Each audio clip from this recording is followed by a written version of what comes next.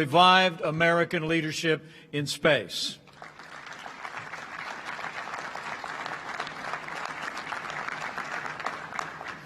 It's a particular pleasure to be back here in Florida on the Space Coast, and also to be here at the world's premier gateway to space.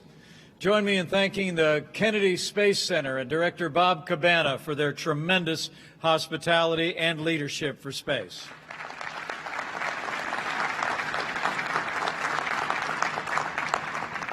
So it's wonderful to be here at this Apollo Center, Bob, and it's an incredible place. People have come from around the country and around the world to be inspired by the past, and now the present, and the future of American leadership in space. And we're truly grateful, Kennedy Space Center, for all that you've done and to continue to advance American leadership. Allow me to also bring greetings from a champion of American space exploration, someone who has revived Americans' leadership in human space exploration in just 4 short years. I bring greetings from the 45th President of the United States of America, President Donald Trump.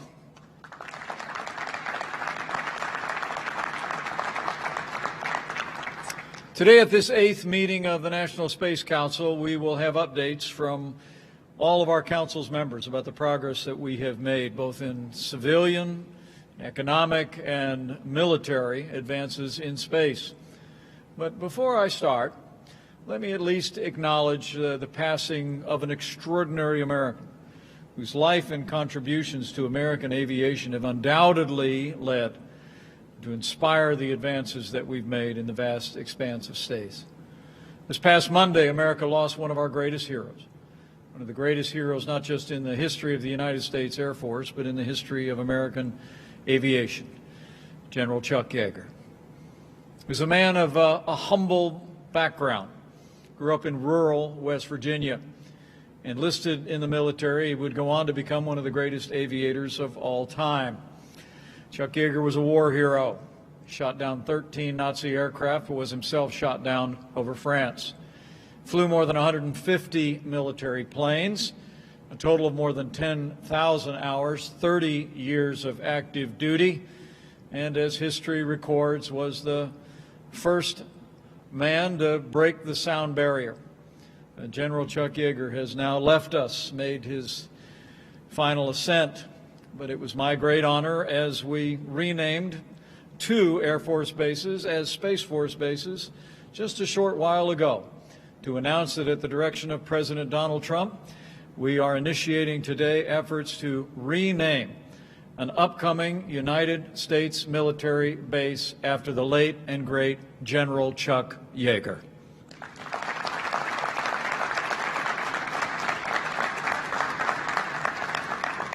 I think people here at Kennedy Space Center know, and all of us on the Space Council know, we literally would not be here today but for the achievements of General Yeager and all of those who've been inspired by his courage. And America will never fail, or never forget the life and contribution of General Chuck Yeager.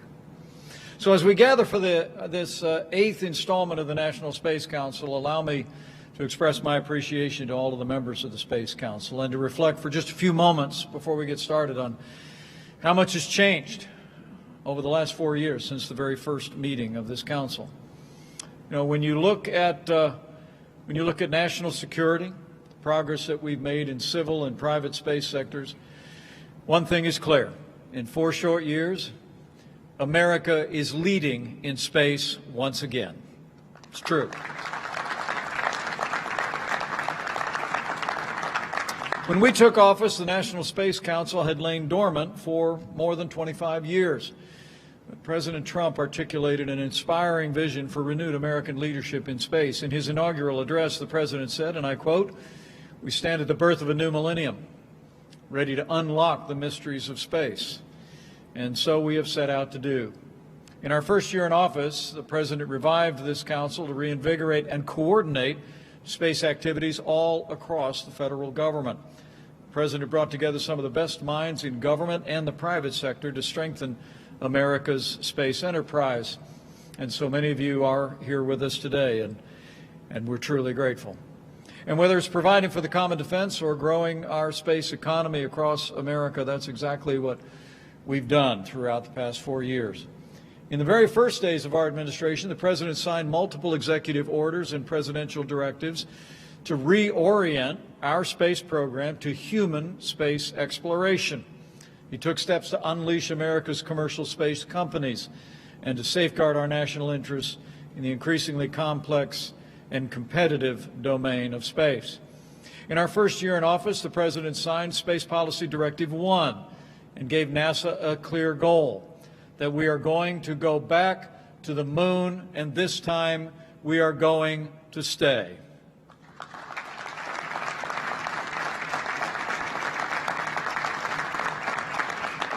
We made clear in our first year that the moon is not a final destination, but it's a base for developing and training for future deep space missions. We're going back to the moon, and then we're going to Mars and beyond. As we gather here in this historic place, I can't help but think back 48 years ago, December 1972, to Apollo 17, the last Apollo mission to the moon. It would be December 14th, 1972, that Apollo 17's commander, a Navy pilot named Gene Cernan, and a graduate of Purdue University in Indiana, he prepared to depart for Earth from the surface of the moon. And he spoke words that have really echoed through our time as an ongoing admonition. He said, and I quote, "America's challenge of today has forged man's destiny of tomorrow." And he said, "As we leave the moon, we leave as we came. And God willing, we shall return with peace and hope for all mankind." Gene Cernan was the last man to walk on the moon, but he didn't want to stay the last. He spent the rest of his natural life advocating for America to go back to the moon. And we are going to honor Gene Cernan's memory by putting the next man and the first woman on the moon in just a few short years.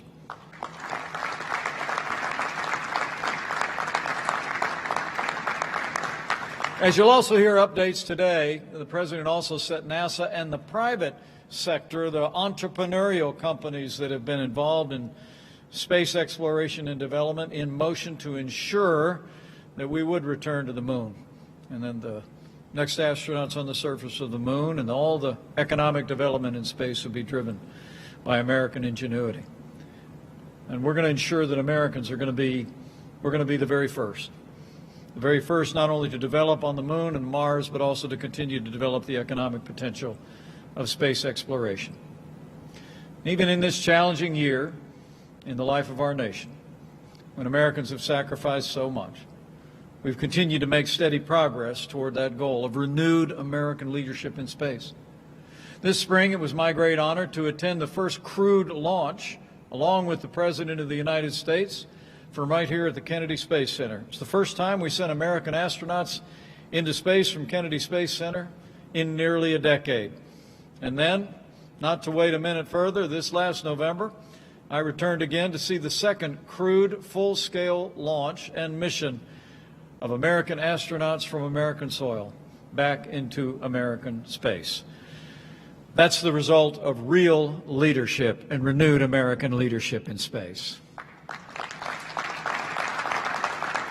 And what's remarkable is those rockets were built by American private enterprise in this new partnership that we have forged and built upon in the United States over the last 4 years.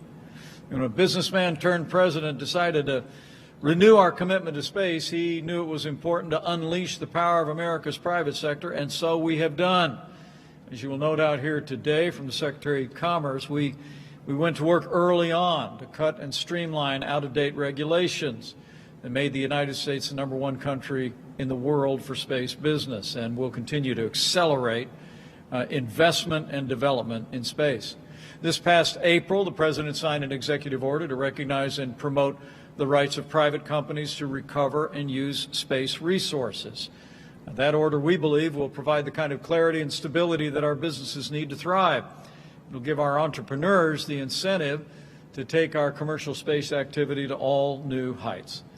And just last week, NASA made its first commitments to buy lunar material from private companies and will continue to build on creating the kind of incentives that will generate investment and space development for generations to come.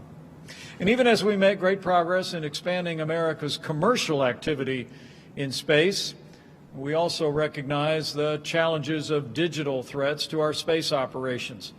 And that's why the President established cybersecurity principles for all of our space systems, whether government or private.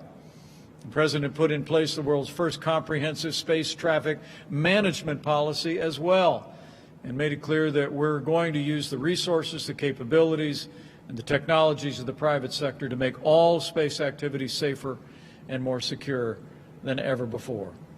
It's amazing as you think about all these accomplishments in renewed human exploration in space from here in the United States, the difference that all these distinguished members of the National Space Council have made in America's future in space.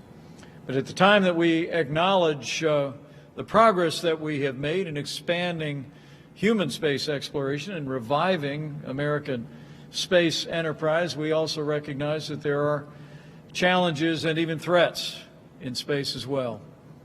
As I just said, as we dedicated 2 Air Force bases now as the first 2 Space Force bases in America, space is a vacuum, but we aren't operating in a vacuum when it comes to our national security.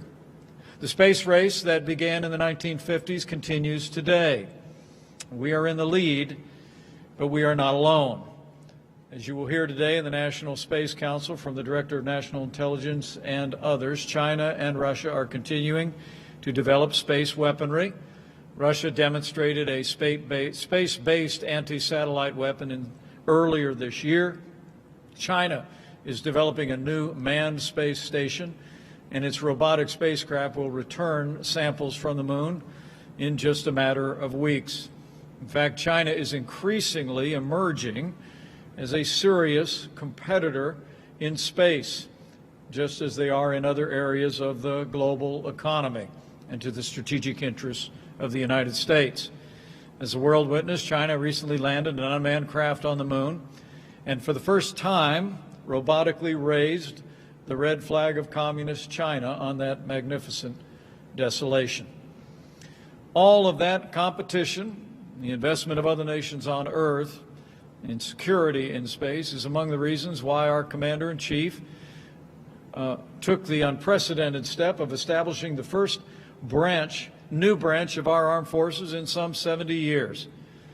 President of the United States, now almost a year ago, signed into law the creation of the United States Space Force.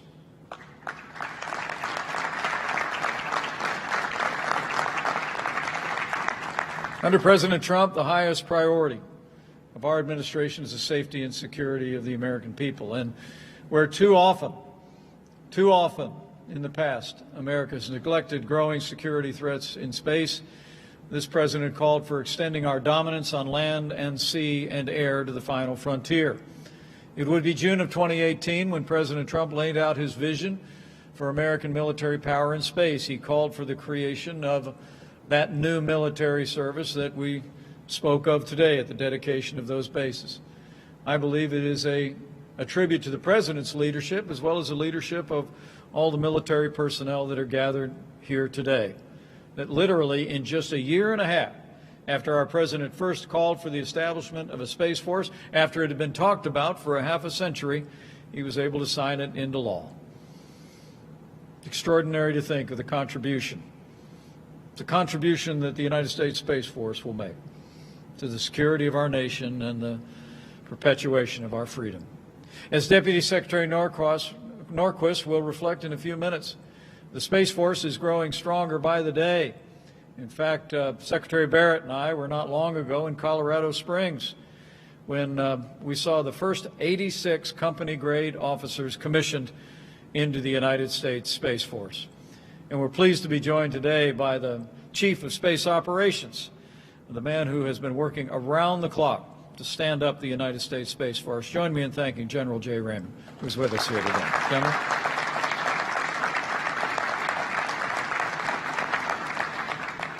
So we've made great progress We evidence that today in the dedication of Cape Canaveral Space Force Station and also Patrick's Space Force Base right here on the Space Coast in Florida. And I know the Lieutenant Governor of Florida is with us here today and is pleased to see that.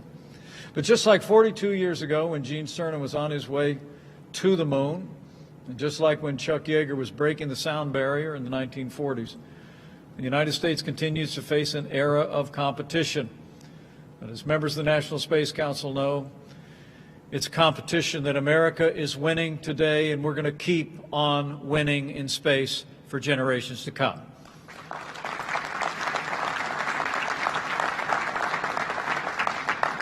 And that's one more reason today, while I'm pleased to announce that the President, as of today, has issued a new national space policy that we will articulate at this meeting of the National Space Council.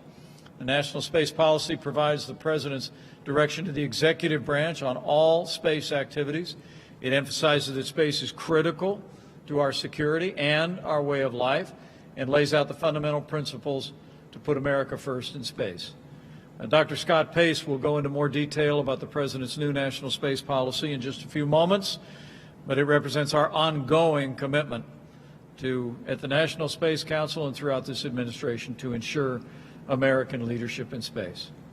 But for now, let me just say that because of the hard work of all the men and women of the National Space Council putting our President's vision into effect, because of the hard work of all of the dedicated men and women on our Space Council Advisory Group and the support of the American people and leaders in the Congress, we've made great progress in the last 4 years.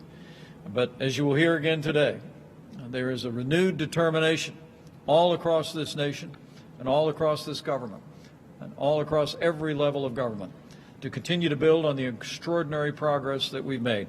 And today we will hear about that progress, the ongoing challenges and opportunities that America faces. So let me say once again, welcome to this 8th meeting of the National Space Council. Let's get to work.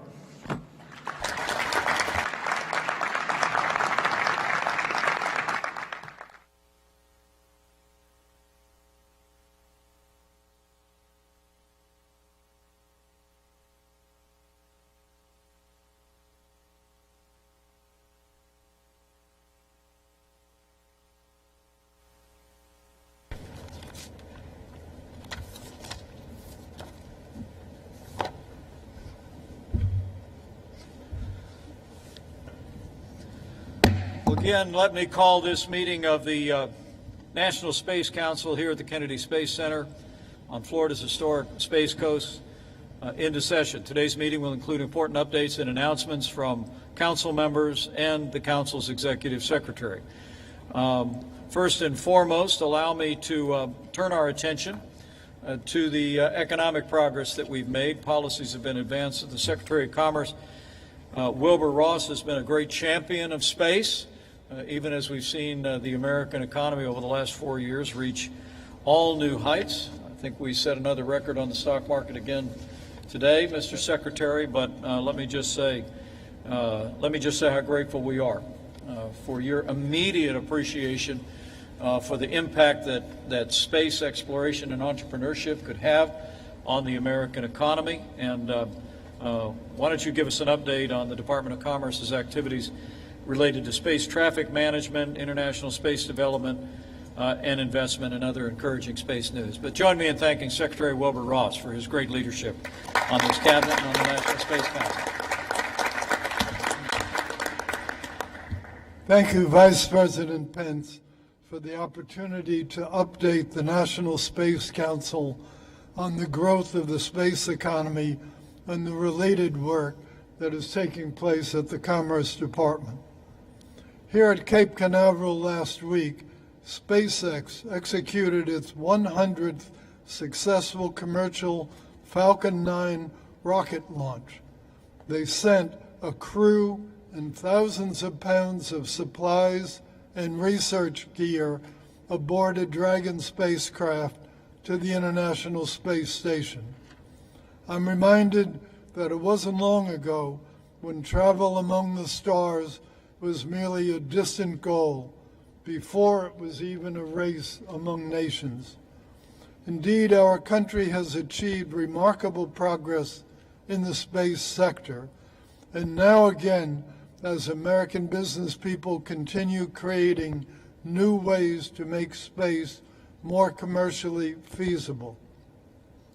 I toured such an example earlier this year, Astrobotic's new headquarters in Pittsburgh, one of the many small companies doing very creative things. Their facility will support unmanned missions to the moon and drive technological development that brings us closer to NASA's planned 2024 human moon landing. Such landmark accomplishments in the commercial space field come alongside record-breaking economic investment in space activities. Globally, another $4.9 million was invested in space companies in the third quarter alone.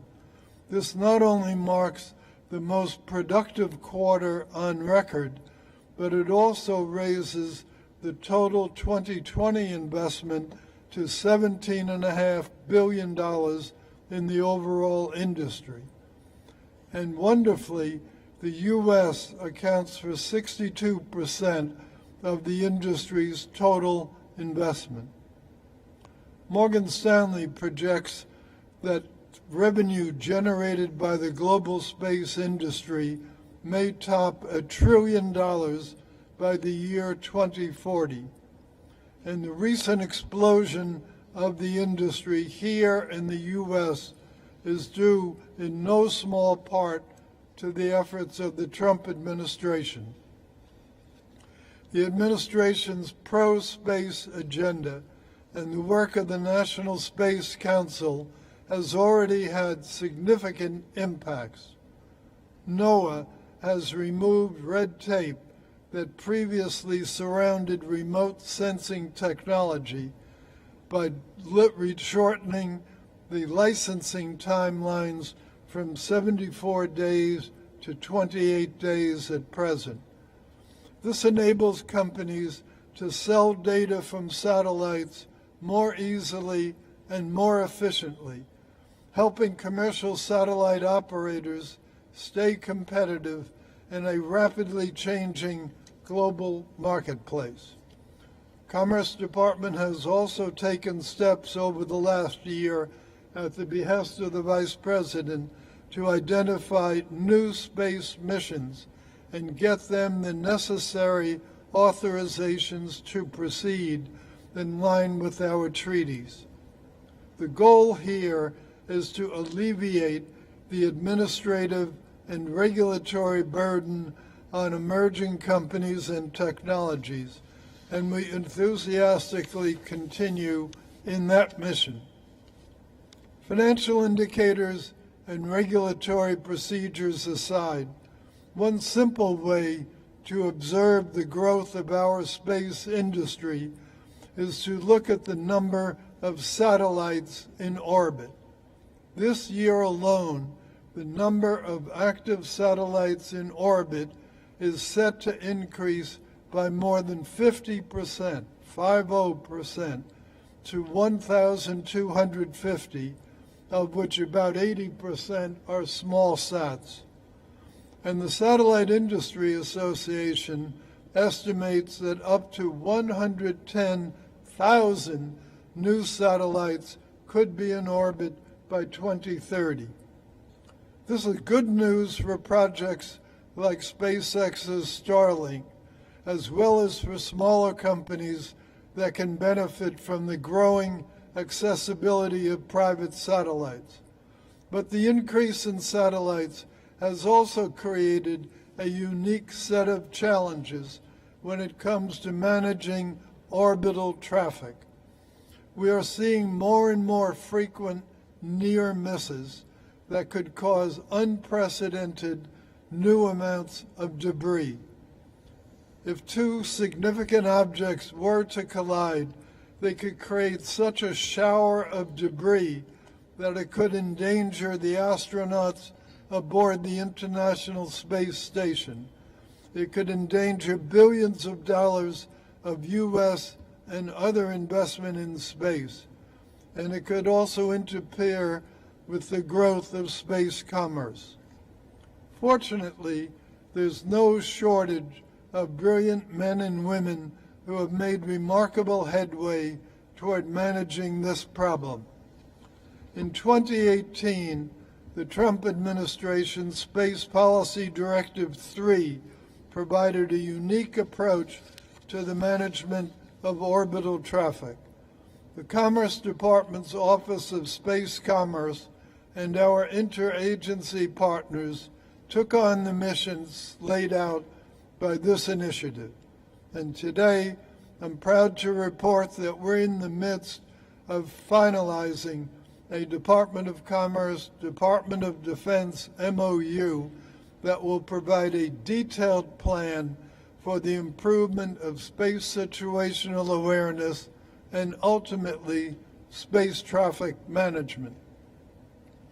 We have also drawn on existing NOAA resources to establish a new open architecture data repository.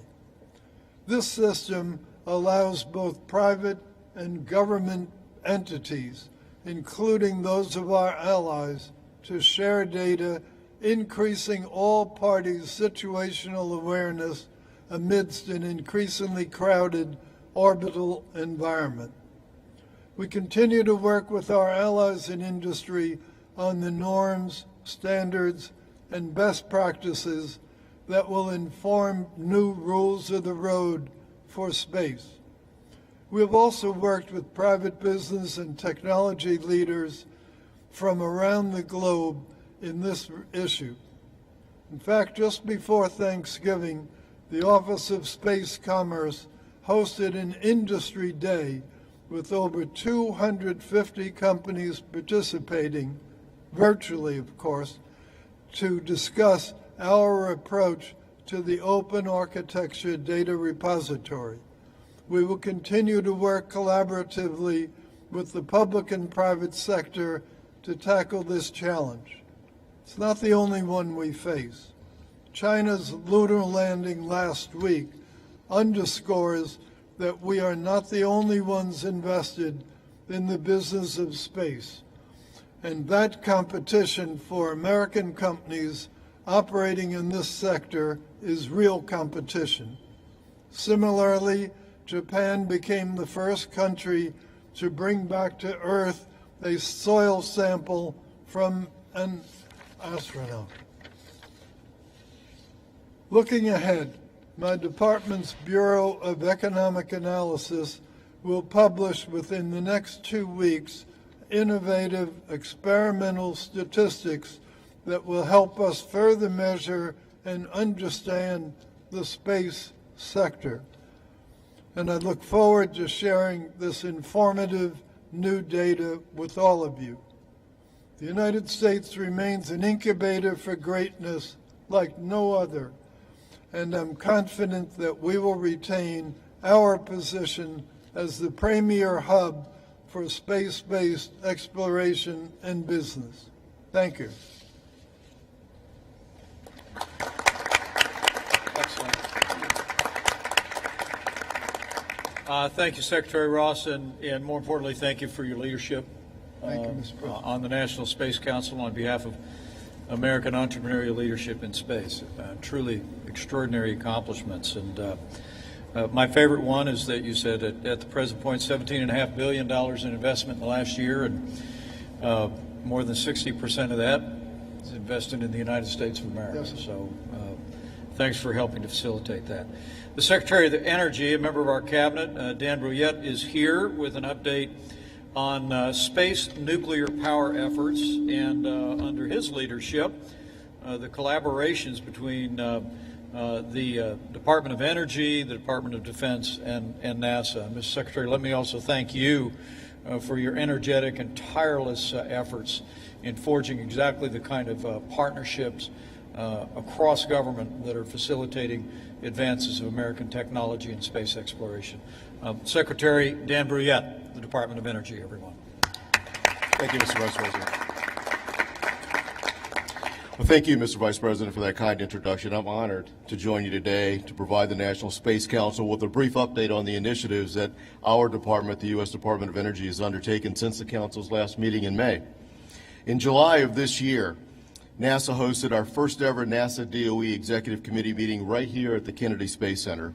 The Executive Committee that was established under our new NASA DOE MOU that Administrator Bridenstine and I signed allows us to strategically pursue opportunities that will advance our cooperation between our two departments in space activities. At that July meeting, NASA and DOE agreed to establish 3 joint working groups. One group is focused on power infrastructure for the proposed Artemis lunar space camp. The second group focuses on developing nuclear power and propulsion systems for future Moon and Mars missions, as well as robotic deep space exploration. And the third group, Mr. Vice President, is focused on pursuing space science and innovation interests, particularly high-performance computing initiatives that hopefully will address the challenges of traffic management that Secretary Ross just spoke about, weather issues, and planetary defense from near-Earth objects. These working groups will ensure that DOE and our national laboratories are effectively harnessing the capabilities of our world-class scientists, our engineers, our technicians, and our research facilities to partner with NASA to solve some of the greatest technical challenges facing the United States. Since our last council meeting, we've also continued our space-related engagement with the U.S. Department of Defense. In October, DOE senior leadership teams went to the Pentagon for a Space Technology Mini-Summit to discuss how DOD and DOE could cooperate more strategically on space-related challenges. Our senior policy teams and our technical leaders met with Acting Secretary of Defense for Research and Engineering, as well as with representatives from the Strategic Capabilities Office, the Space Development Agency, and DARPA, to explore ways of strengthening DOE's contributions to the space mission areas of each of those offices.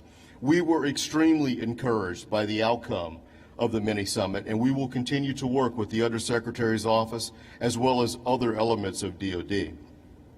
As DOE looks to the future, we will continue to leverage our global leadership in nuclear power technologies to provide sustainable power solutions for space applications such as radioisotope power, surface fission power, and nuclear thermal propulsion. Following the successful launch of the Perseverance rover, which is powered by a DOE-developed radioisotope power system, DOE and NASA began formal engagement with nuclear aerospace and commercial power sectors to design and develop a surface power system for a lunar demonstration in the late 2020s. We're also working on engagement opportunities with private industry to advance thermal nuclear propulsion technologies. We want to move that ball even further forward. DOE, NASA, and DOD are also working with industry to establish advanced nuclear fuel production capabilities to support future terrestrial and space demand needs, and seeking to establish and maintain a nuclear supply chain capability that enables us to address a very wide range of applications. In addition to those things, DOE and NASA successes in ramping up plutonium-238 isotope production have now eliminated projected supply shortfalls, increasing the opportunities for deep space missions in the 2020s and beyond. Through our strategic investments, DOE and NASA have also modernized large portions of the radioisotope power system supply chain, eliminating single-point failures and improving reliability to support quicker mission tempos. Yet there's so much more that we at DOE can do, and we will do it. We're looking for ways to apply our next-generation computing technologies to address the tracking, modeling, and data analysis challenges of space weather warnings, space debris tracking and avoidance, and large-scale analysis of space radiation in cosmic microwave environments. Mr. Vice President, this is all possible because of your leadership of the National Space Council and the President's focus on significant space goals. And our work at the DOE is enabled by the great work of my colleagues across the interagency. So I'd like to especially thank all of those who have partnered closely with us, especially Jim Bridenstine and Jim Morhart at NASA, and of course Michael Kratsios at DoD. Finally, it's in this spirit of collaboration that I'm pleased to announce DOE's new space strategy, which we will soon publish. This decade outlook will directly support the national space policy and will focus DOE on being a key technology developer to support the space missions of our interagency partners. Thank you again for inviting me. Thank you for allowing me to join you. DOE, or as I like to call it, the Department of Exploration, looks forward to a future of powering innovation, of driving exploration, and for reaching for the stars. Thank you, Mr. Vice President.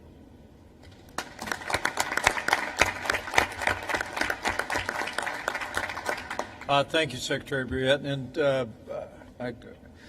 I hope it's not lost, particularly on anyone looking on. I know all the experts that are gathered here, civilian and military, understand it, but the innovation that you're promoting through the Department of Energy on the development of nuclear power is what will precisely enable us to do deep space exploration and to put American astronauts on Mars. Even a layperson like me understands that when you've got nuclear power, you can run the engine the whole way there. And I've been assured it would take us about half the amount of time to get to Mars and get back from Mars with nuclear power. I just want to commend you for the way you've used the department. You've worked with the Department of Defense closely with NASA to promote the development of that innovation. Truly, it's going to be a game changer for American leadership in human space exploration. Thank you, Mr. Vice President. So thank you. Another round of applause for the Secretary of Energy. It's great. Someone that I've come to admire and appreciate very much, a key member of our administration, is the Director of the Office of Science and Technology Policy. He's been involved in advancing policies that will give us the capacity to continue to monitor planetary weather issues from space, so vital to the life of the nation. He himself is a legendary weatherman, and he's brought that discipline and that creativity to the National Space Council. Join me in welcoming Dr. Kelvin Drogemeyer. Dr. Drogemeyer. Thank you so much, Mr. Vice President. It's an honor and privilege to be here today on this historic occasion. I really appreciate so very much your leadership of the Council and your extraordinary service to America as our Vice President. Thank you so very much for that. Under the President's leadership and under your leadership, Mr. Vice President, this nation has recommitted itself to space discovery and exploration and the advancement of humanity's expansion into the heavens.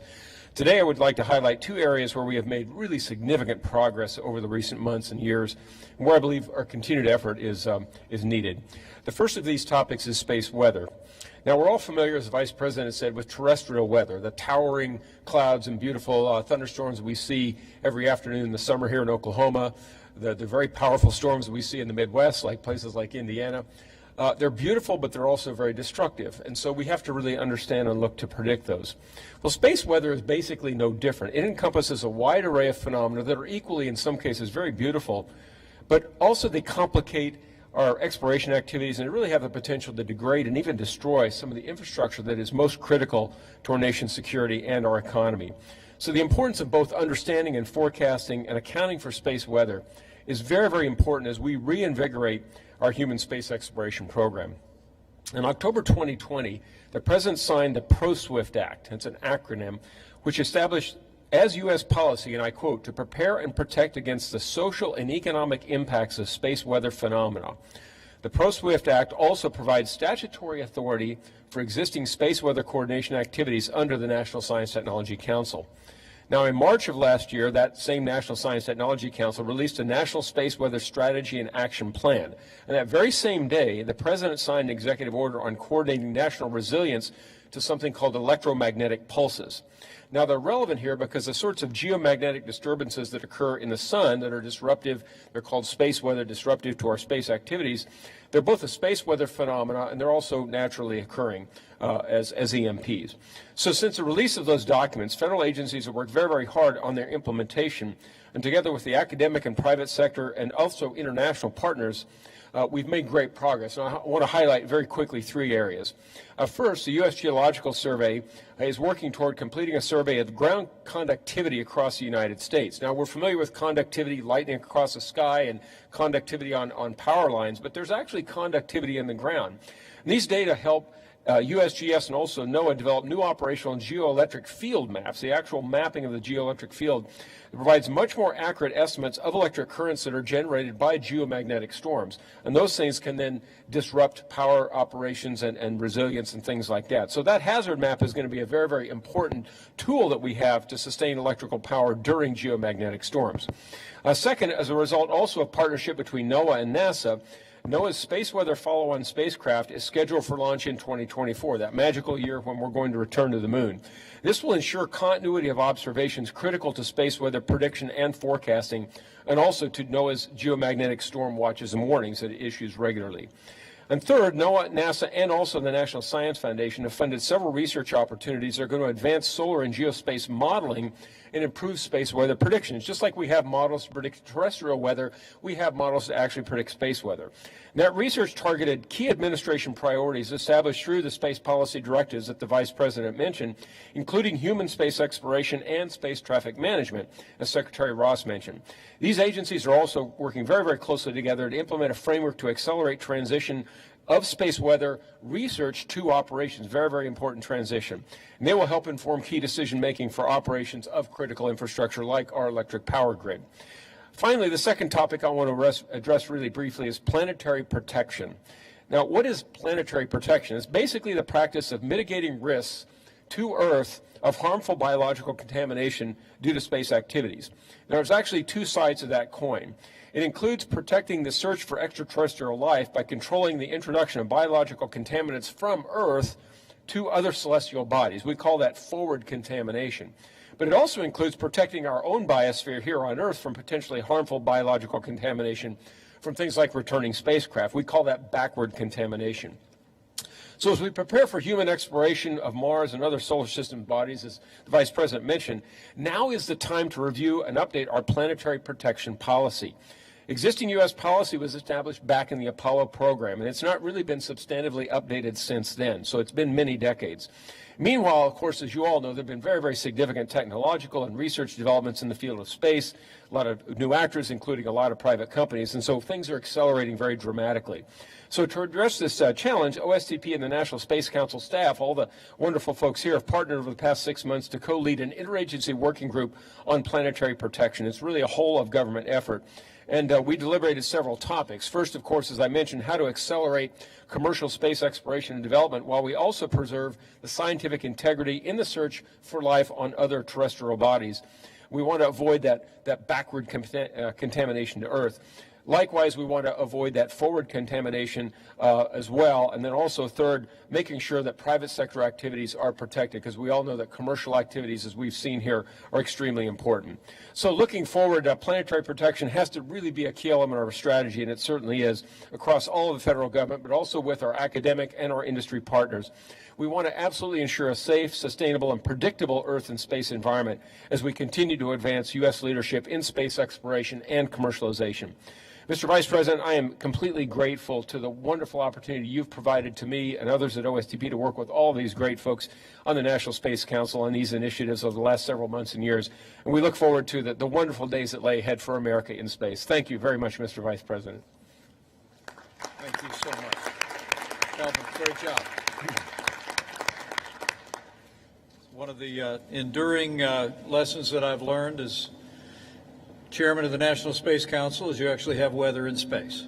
So thanks for your great leadership on that, and so vitally important to our nation's economy and nation's security, as you mentioned. So thank you, Kelvin. Great report. We've talked a lot about the impact on the economy on this National Space Council over the course of the past 4 years. We've talked just as much about our national security, and as I reflected in my opening remarks, with the encouragement of all the members of the National Space Council, this administration has taken strong strides to advance our national security in space. So today I wanted to turn our attention to our security issues. For the first time in his role as Director of National Intelligence, John Radcliffe joins us today. He's going to provide an update on international space threats and the competition that we face. John, you and I have talked. You wrote a compelling piece over the last several days, particularly about the strategic competition that China poses us here on Earth, as well as in the heavens. We appreciate your leadership very much. But as I said before, I think you understand, the President understands, is space is a vacuum, but we're not operating in a vacuum, especially when it pertains to the security of the people of the United States of America. So join me in welcoming the Director of National Intelligence, our DNI, John Radcliffe, to the National Space Council.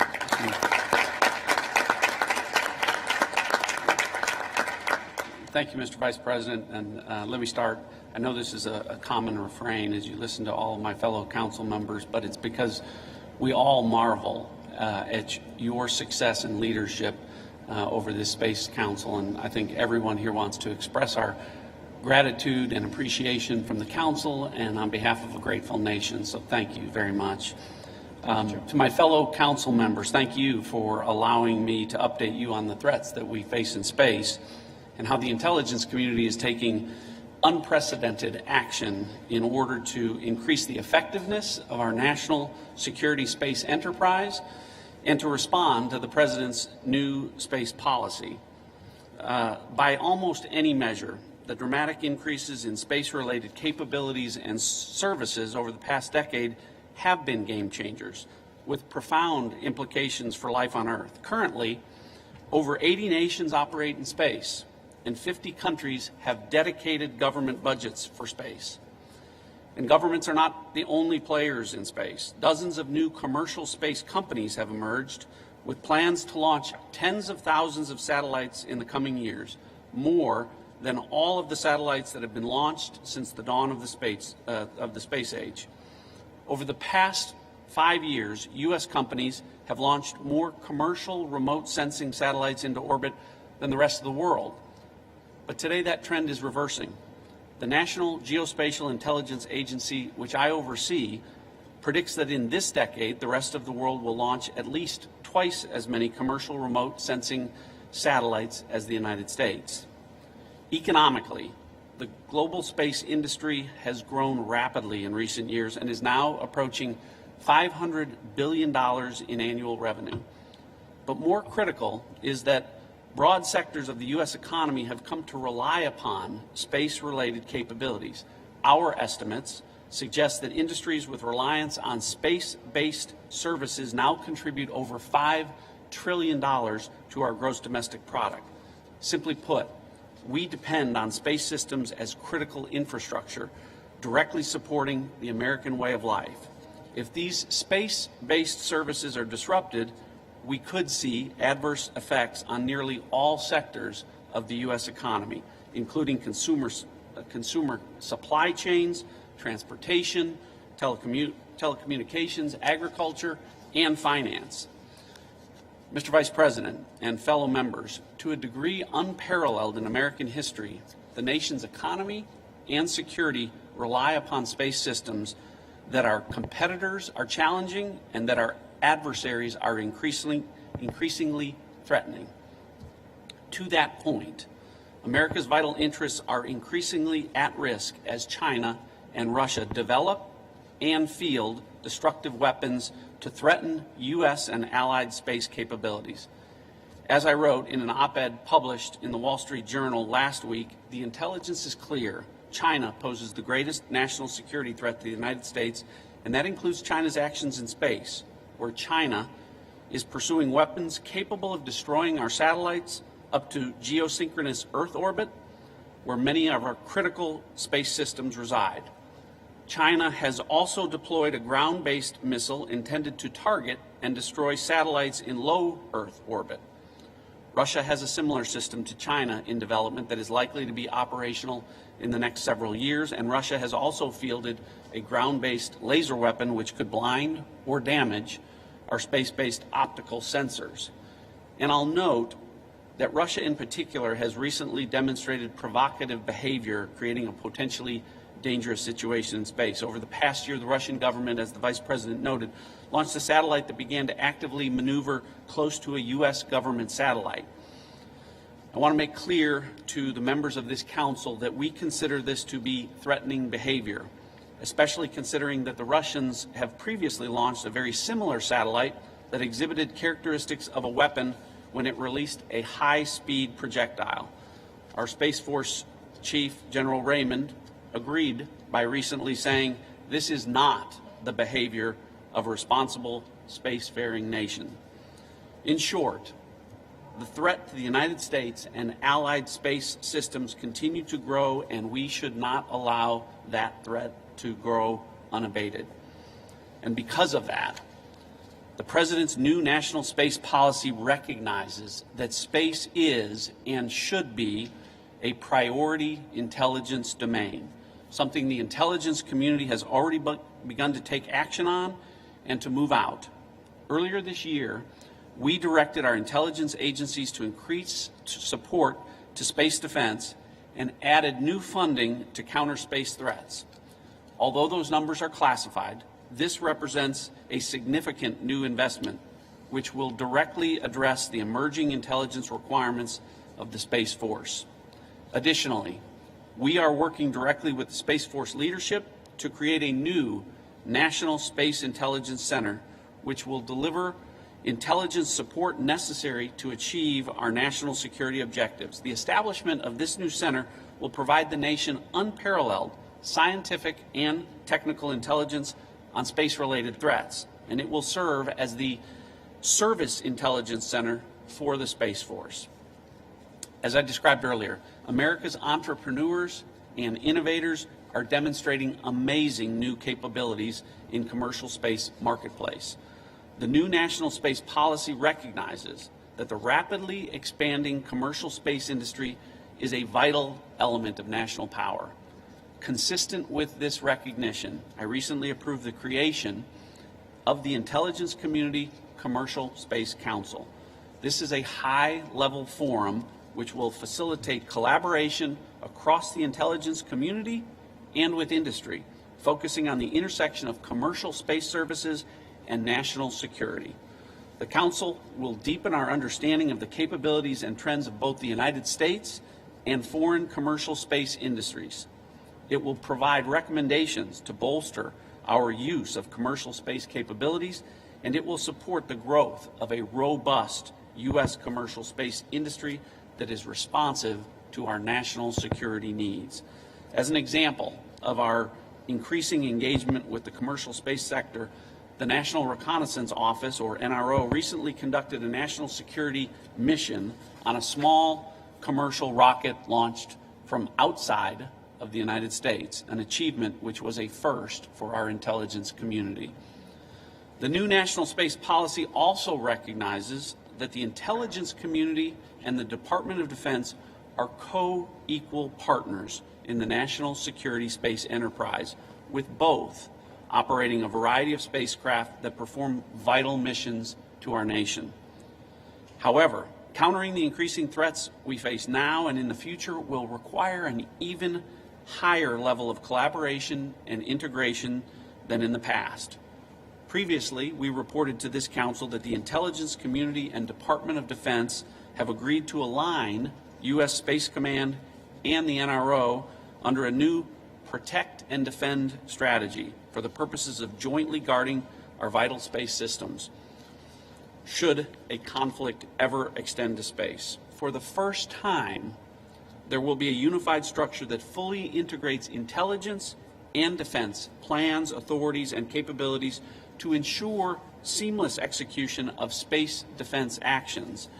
I'm pleased to report that the NRO and Space Command are testing this emerging construct in a series of war games and experiments that are designed to pressure test the new arrangement before Space Command reaches its full operational capability.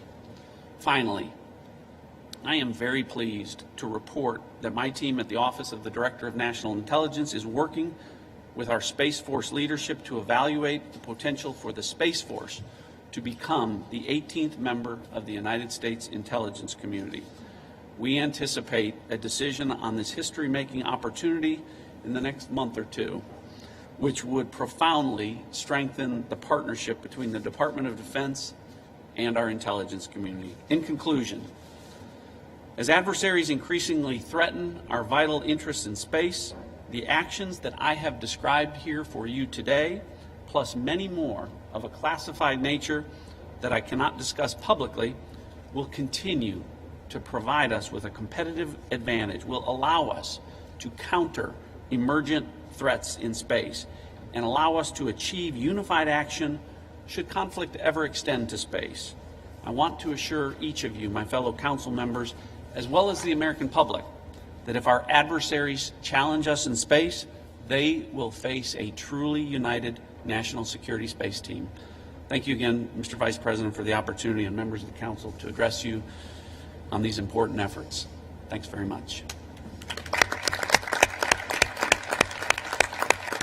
Excellent.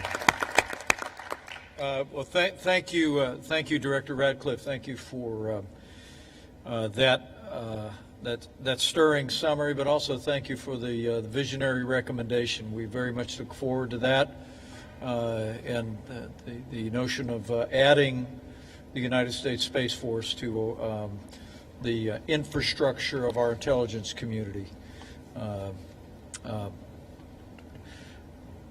Makes great sense, and I want to commend you for leaning into this and making such a meaningful contribution to this 8th meeting of the National Space Council. Thank you very much. Thank you very much, John. There has always been a chair on the National Space Council for the Secretary of Defense, and successive Secretaries of Defense have played the role and have been full partners in renewing America's commitment to our national security in space. We're deeply grateful to them for their service, but a common denominator, a consistent ally and advocate for advancing America's national security interests in space has been the Deputy Secretary of Defense, David Norquist. And I just want to take this opportunity to thank the Deputy Secretary of Defense for taking the guidance of this National Space Council, taking the vision of the Commander-in-Chief, and moving out so quickly at the Department of Defense. You've made a great difference in the security of this country in the vast expanse of space. So join me in thanking Deputy Secretary of Defense David Norquist for a job well done.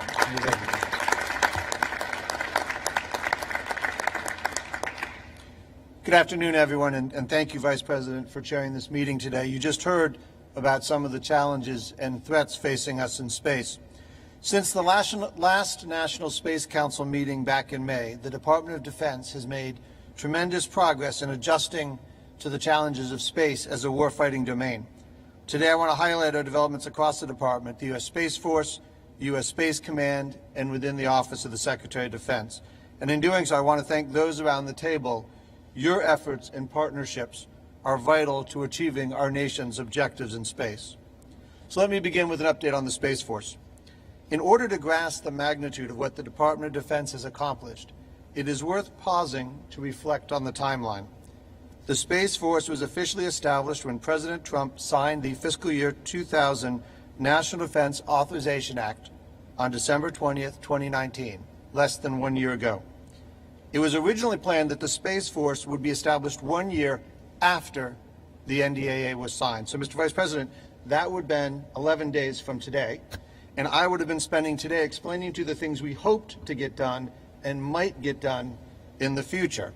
But instead, the President and Congress understood the urgency of strengthening our space-based military capabilities, and they directed us to get right to work. Following this spirit of speed, we have moved rapidly to advance the Space Force, and we have reached many milestones. Operationally, the Space Force has launched satellites into space and provided support to NASA's 2 successful human spaceflights launched from right here in Cape Canaveral. The Space Force has also engaged with our allies and partners to enhance cooperation in space. We have now seen them place a higher priority on this domain as well. The UK, which announced the creation of a Space Command last month, and France, which had adjusted from the Air Force to now having the French Air and Space Force. Through all of this, the Space Force has continued delivering new capabilities for the United States. In fact, in August, the National Aeronautics Association recognized our X-37B spaceplane with one of its most prestigious awards, a distinction also given to Orville Wright and the Apollo 11 team. Structurally, we have created a new and leaner field organization comprised of 3 field commands and 9 space deltas that cover missions such as intelligence, surveillance, and reconnaissance, space electronic warfare, and space domain awareness. The Space Force's success thus far are reflected in its people. Since its founding, it has grown substantially, which is a trend we expect to continue. Over the last 3 months, more than 2,100 members have transferred from the Air Force into the Space Force. We anticipate that an additional 3,700 airmen skilled in fields such as intelligence, acquisition, engineering, and cyber will transfer in the next 3 months. These men and women have great leadership in General Raymond, who will become a statutory member soon of the Joint Chiefs of Staff. With the right people and leadership in place, we are focused on cultivating the culture of the service. In this respect, we have also made great strides. For example, just 7 months after the Space Force was established, the service released the Space Capstone publication, its first doctrine document.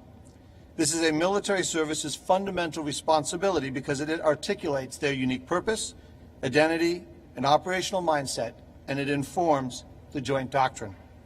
Significantly, the Space Capstone publication identifies space power as a distinct form of military power that is vital to U.S. prosperity and security. The Space Force's motto, Semper Supra, captures their role well. Safeguarding U.S. advantages in the ultimate high ground requires them to be always above. Next, I'll provide an update on U.S. Space Command.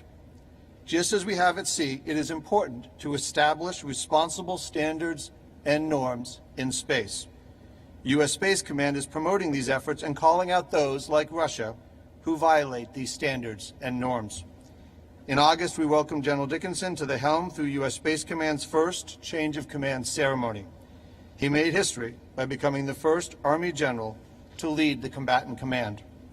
I should note that his predecessor, General Raymond, had served in a dual capacity, Chief of Space Operations and Commander of U.S. Space Command. The Department is grateful to General Raymond for stepping up to serve in these 2 consequential roles. Finally, I would be remiss if I didn't share the progress the Department has made within the Pentagon. In June, we released a new defense space strategy. Over the next 10 years, this document will guide the Department in achieving our desirable conditions for a space domain that is secure, stable, and accessible. Similar to our national defense strategy, we pursue our objectives through 4 lines of effort. These are: build a comprehensive military advantage in space, integrate space into national, joint, and combined operations, shape the strategic environment, and cooperate with allies, partners, industry, and other government departments and agencies. If you have not done so and had a chance to read it yet, I would encourage you all to do so. It will give you a clear sense of how the Department's thinking has evolved on space from a policy perspective. This defense space strategy served as a part of our Department's contribution to the development of the new National Space Policy, which we are proud to support. Another indication of our prioritization of space was creating an Assistant Secretary of Defense for Space Policy. I established this office in response to the bipartisan fiscal year 2000 National Defense Authorization Act and to fulfill your due out, Mr. Vice President, when you announced the Space Force in August 2018. Congress rightfully identified civilian oversight of the space enterprise as an area of necessary change. The Assistant Secretary of Defense for Space Policy will now be responsible for interagency coordination and international engagement on space policy and strategy. With this elevated level of leadership, we will bring heightened focus to the space domain as we prepare for long-term strategic competition and ensure alignment with the Space Force and U.S. Space Command. In conclusion, the Department of Defense has had a significant and successful past 7 months.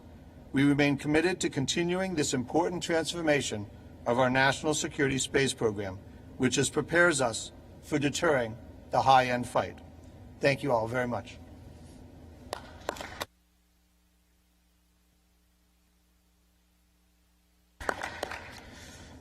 Thank you so much, Deputy Secretary Norquist. And again, I know I speak on behalf of the President and everyone on the National Space Council and our Secretaries of Defense over the last 4 years when I say how grateful we are. You are the get it done guy at the Pentagon, and thanks for getting it done so quickly and standing up our United States Space Force and in all the ways that you've described. Someone else who deserves a tremendous amount of credit is I want to call on for maybe just a few brief reflections following the Deputy Secretary's remarks. He's a former commander of the United States Strategic Command, led forces in Operation Enduring Freedom, Operation Iraqi Freedom, led and commanded Air Force Space Command, and now, fortunately, we arrive at a time in the moment in our history when, as we are standing up American military leadership in space, the Vice Chairman of the Joint Chiefs of Staff brings a lifetime of dedication and experience to America's military security in space. So let me invite all gathered here first to thank General John Hyten for his lifetime of service, and General Hyten, any reflections that you have on this first year of the United States Space Force. General Hyten, everybody.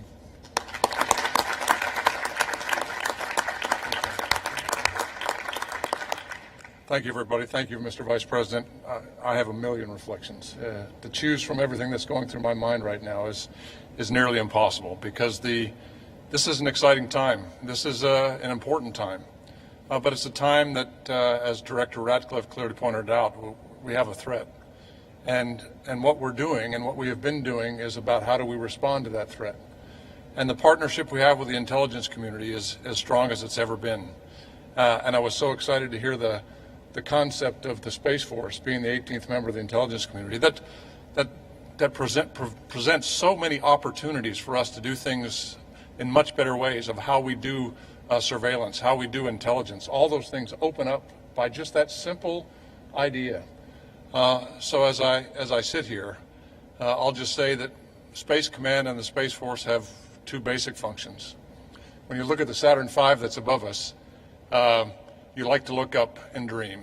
And I was involved in the previous edition of the United States Space Command, and I'll say that command really liked to look up.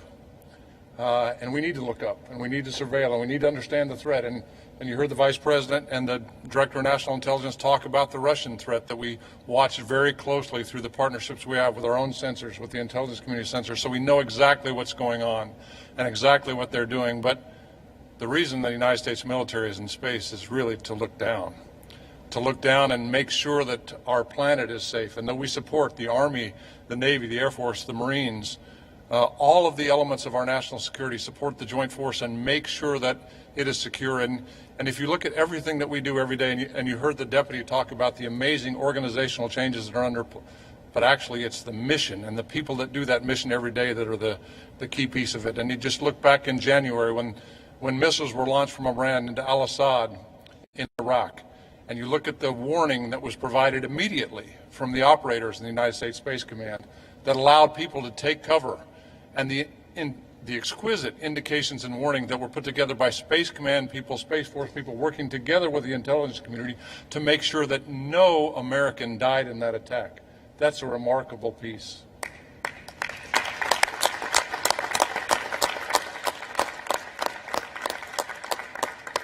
So, Mr. Vice President, thank you for your leadership. It is actually a joy to work with you in any meeting I've ever been in. And I want to say that I look forward to the future. You know, the one thing about all 4 stars, General Raymond, is that we're all circling the drain. You know, we're all pretty much done. But the other thing about all of us is, man, wouldn't you like to go back and be a second lieutenant in the United States Space Force today and do it all over again? That would be exciting. So, Mr. Vice President, thank you. General John Hyten, everybody.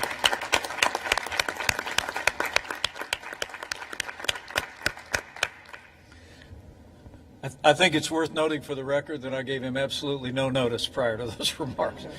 I think you can hear the heart and the mind of someone who's been absolutely committed for a lifetime to American security in space. And as I've said to you before, General Hyten, I can't help but feel that for such a time as this, you're Vice Chairman of the Joint Chiefs of Staff. So thank you for your stalwart leadership and a lifetime of service. Join me in thanking General Hyten one more time.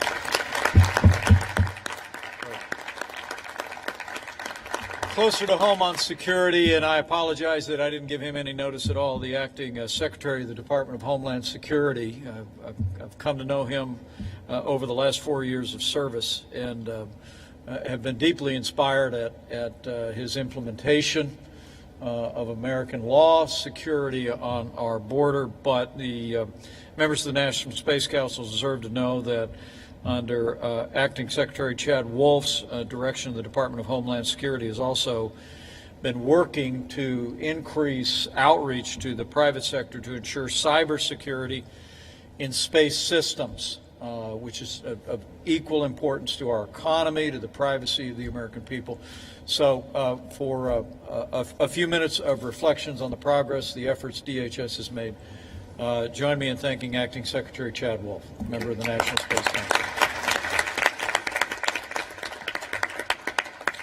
Well, let me start off by, again, expressing my gratitude, Mr. Vice President, for your leadership of the Council, as all of our Council members have said today. The work that not only you, but the staff have done over the last 4 years in advancing American leadership in this area, I think is a testament. The Department of Homeland Security, as you said, is hard at work at helping to implement the national space policy in two primary areas, and that's in cybersecurity and resilience. And so what we call the left of launch, or before launch, is a critically important time. Cybersecurity and supply chain security of space systems is paramount. And to support this effort, the department is leveraging our relationships and our processes with critical infrastructure owners and operators around the country through our Cybersecurity and Infrastructure Security Agency, or CISA. And CISA is leading the newly established Space Information Sharing and Analysis Center, or ISAC. And that's a forum for U.S. government and private industry can share information and best practices, and we do that through a number of other industries as well. We are also partnering with our colleagues at the Department of Commerce, Secretary Ross and others, to engage more small and innovative companies wanting to engage in this area as well. After launch, or to right of launch, as we say, DHS is leading in the testing, the resilience of federal and critical functions through the exercising of continuity of operation practices. These left of launch and right of launch approach will increase the security of our homeland, will certainly broaden our private sector and international partnerships, and will support the important work of the American space activities. So let me just close by, again, thank you, Mr. Vice President, for your leadership for this council, and the department stands ready to support its ongoing work. So thank you. Thank you, Chad. Thanks for the kind words, and thanks for your leadership. Thanks for your leadership, Mr. Secretary. We couldn't be more grateful.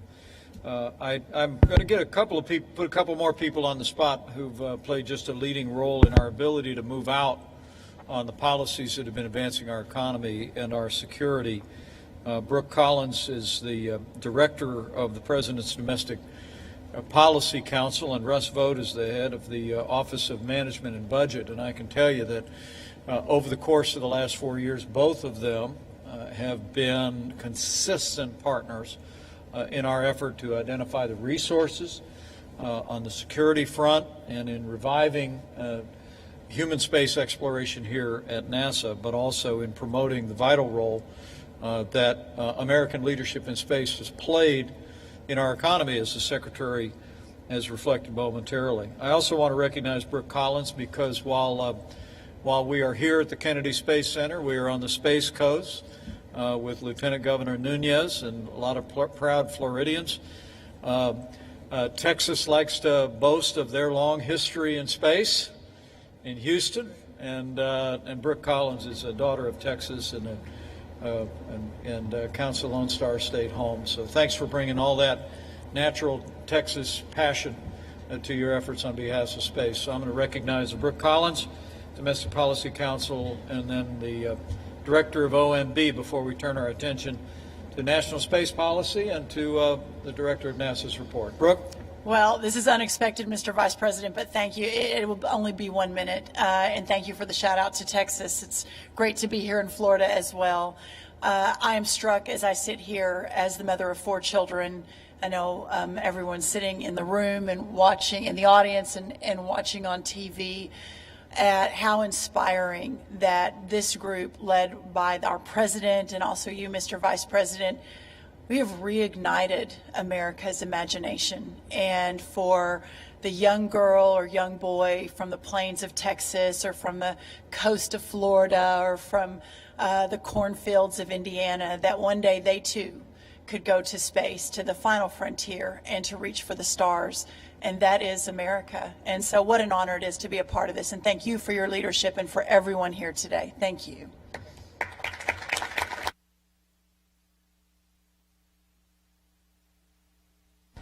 Director of the Office of Management and Budgets, a man I've known for many years, and he is a tight-fisted steward of the public treasury. But I want to take this opportunity to thank Director Russ Vought for finding a way for the largest increases in NASA's budget in the modern era, and for also finding a way to make sure that our standing up the United States Space Force had the resources necessary. So, Mr. Director, thank you, and we'd welcome any remarks you'd have for the National Space Council today. Director Russ Vought, the Office of Management and Budget.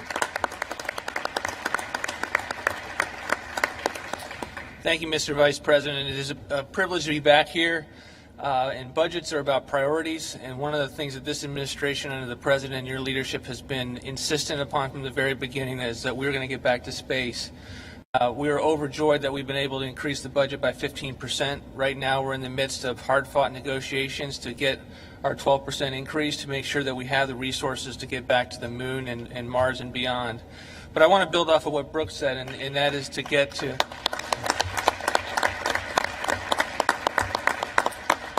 But I want to build off of what Brooke said in terms of the national momentum that's been built around getting back to the moon and staying there.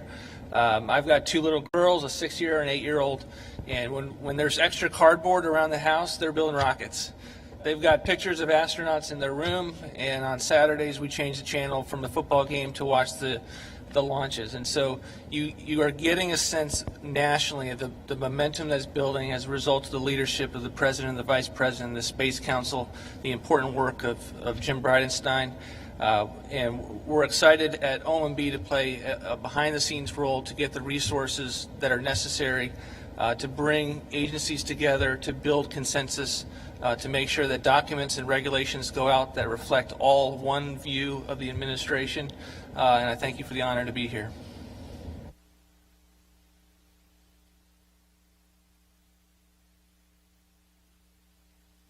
Thank you so much, Director Russ Vought. Thanks for your efforts, and thank you for that. Thank you for talking to us about your little girls. I think it's one of the points you make, one of the points Brooke made is that having revived America's commitment to human space exploration and innovation, rededicating ourselves to American leadership in space for our national security, I can't help but feel that it's going to inspire kids to pursue STEM education and to have their eyes on the stars. So thank you both for those without any notice remarks. And very inspiring. I'm going to ask Dr. Scott Pace, who has been the Executive Director of the National Space Council over the last 4 years, has been my right arm throughout this effort to come forward. Today, President Donald Trump signed an updated national space policy for the United States of America, just in time for this 8th meeting of the National Space Council. And I've asked Dr. Pace to give us a very brief update. You all should have a copy, and for those of you looking on, the new national space policy of the United States of America will be available online for all of the country to review. But Dr. Pace, maybe you could just update members of the council on the policy and specifically how it differs from previous space policy at this important moment in the life of this program and in the life of the United States Space Force. But before I do that, I do want to give all of you a chance. We are only as good as the people who are behind us, supporting us, advising us, informing us. And I must tell you, it's been one of my great privileges over these past 4 years to enjoy the friendship, but the extraordinary professionalism and guidance of Dr. Scott Pace. So would all the members of the National Space Council join me in showing our appreciation for Scott Pace for the great job you've done.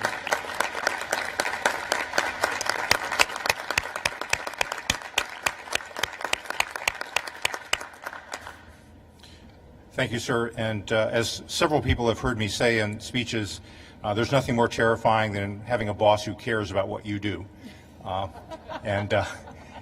Your caring and the caring of the President have been absolutely instrumental to whatever progress we've been able to make.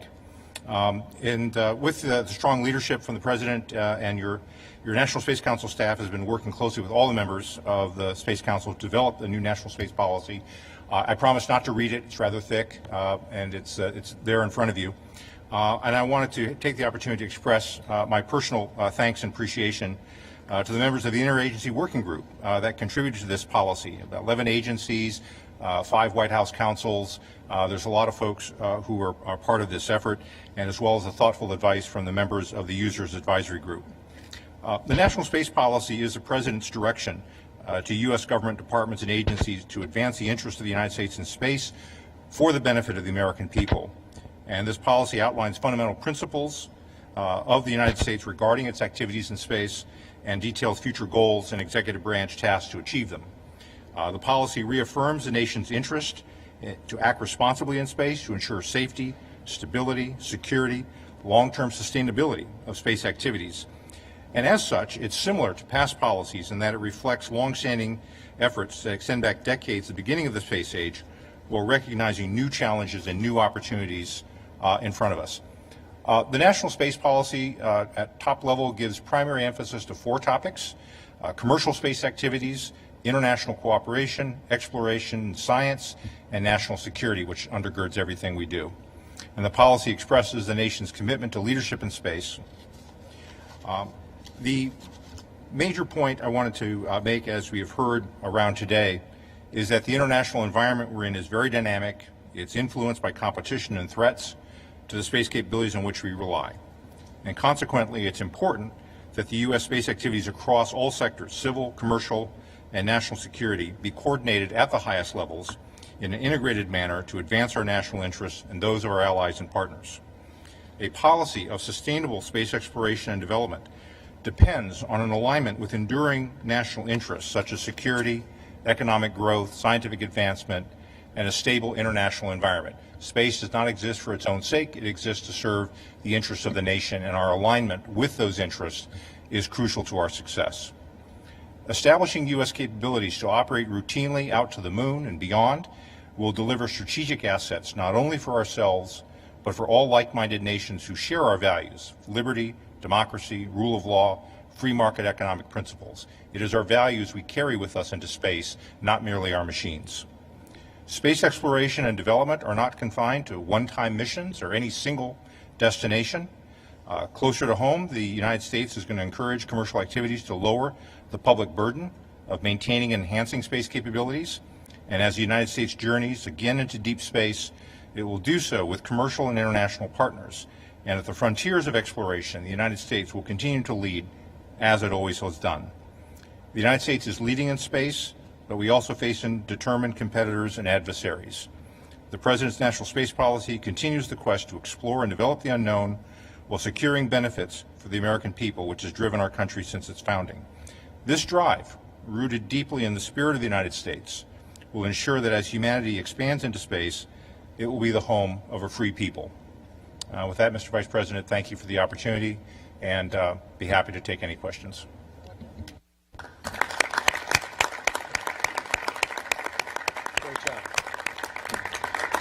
Thank you, Dr. Pace. And the National Space Policy of the United States, I was there Literally, when the staff secretary brought this into the president late yesterday, I know people worked around the clock on an interagency basis to get this completed before the 8th meeting of the Space Council. And where might people be able to review this today? We'll make sure it's on whitehouse.gov, but where else? I'm pleased to say the White House Digital Services has been great, and it's available online. Okay, available online, National Space Policy, and would recommend it to the attention of any American interested in a broad outline of what our priorities are and what our objectives are with regard to American leadership for our economy and our security in space. But thank you so much, Dr. Pace, for the report, but another round of applause for really a tireless public servant and all the work he's done.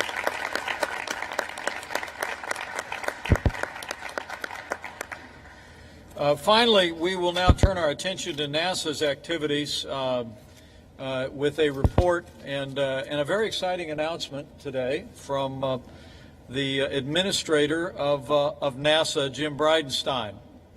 Many of you may not be aware that prior to serving as the 13th administrator of NASA, Jim Bridenstine was a Navy pilot, flew combat missions in Iraq and Afghanistan, flew more than 1,900 hours. I first met him when he was a congressman from Oklahoma, serving on the House Armed Services Committee. But very early on, it was apparent to President Trump that this was a man who had a deep passion for American leadership in space. And I must tell you that when I think of all the progress that we've made in reviving American leadership in human space exploration, when I think of the historic steps that we have taken in the last 4 years to ensure American military dominance in space as much as on land and sea and air, I am truly grateful, as I know the President of the United States is, for the service and tireless efforts and enthusiasm of the 13th Administrator of NASA. Join me in thanking Jim Bridenstine for all that he's done and for the important announcement today.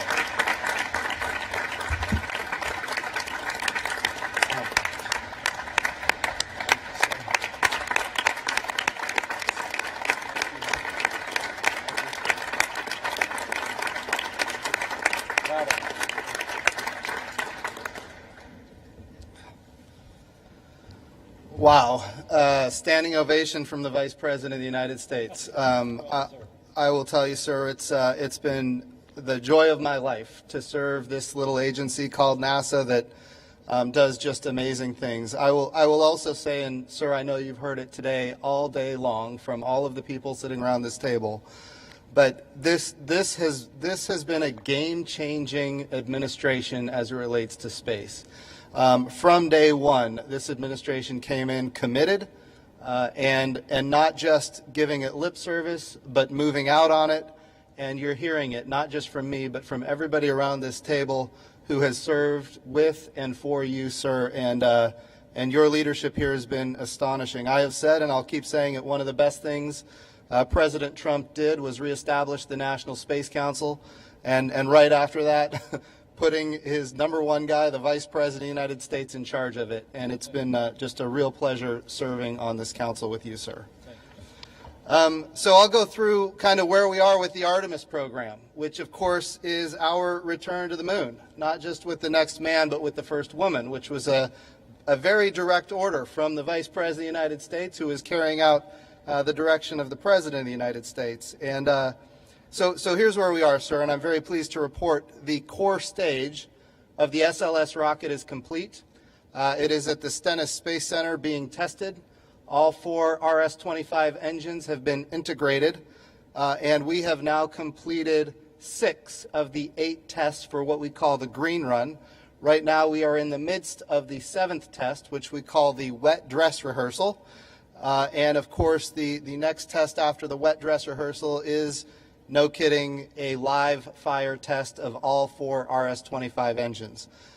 So we are very excited to be where we are. The SLS rocket, of course, is the moon rocket.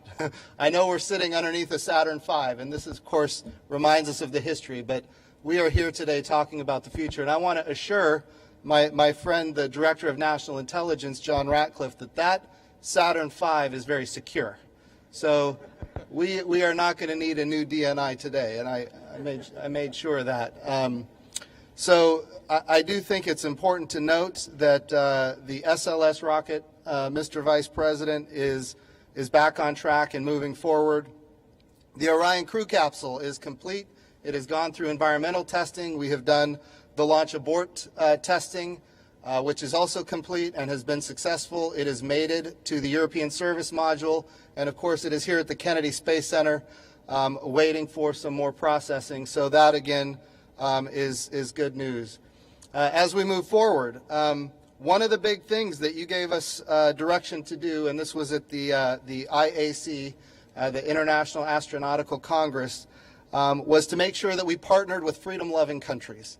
And we have done that. We put together the Artemis Accords, which establishes what are the norms of behavior, what are the things we expect our partners in space exploration to do as we explore space together.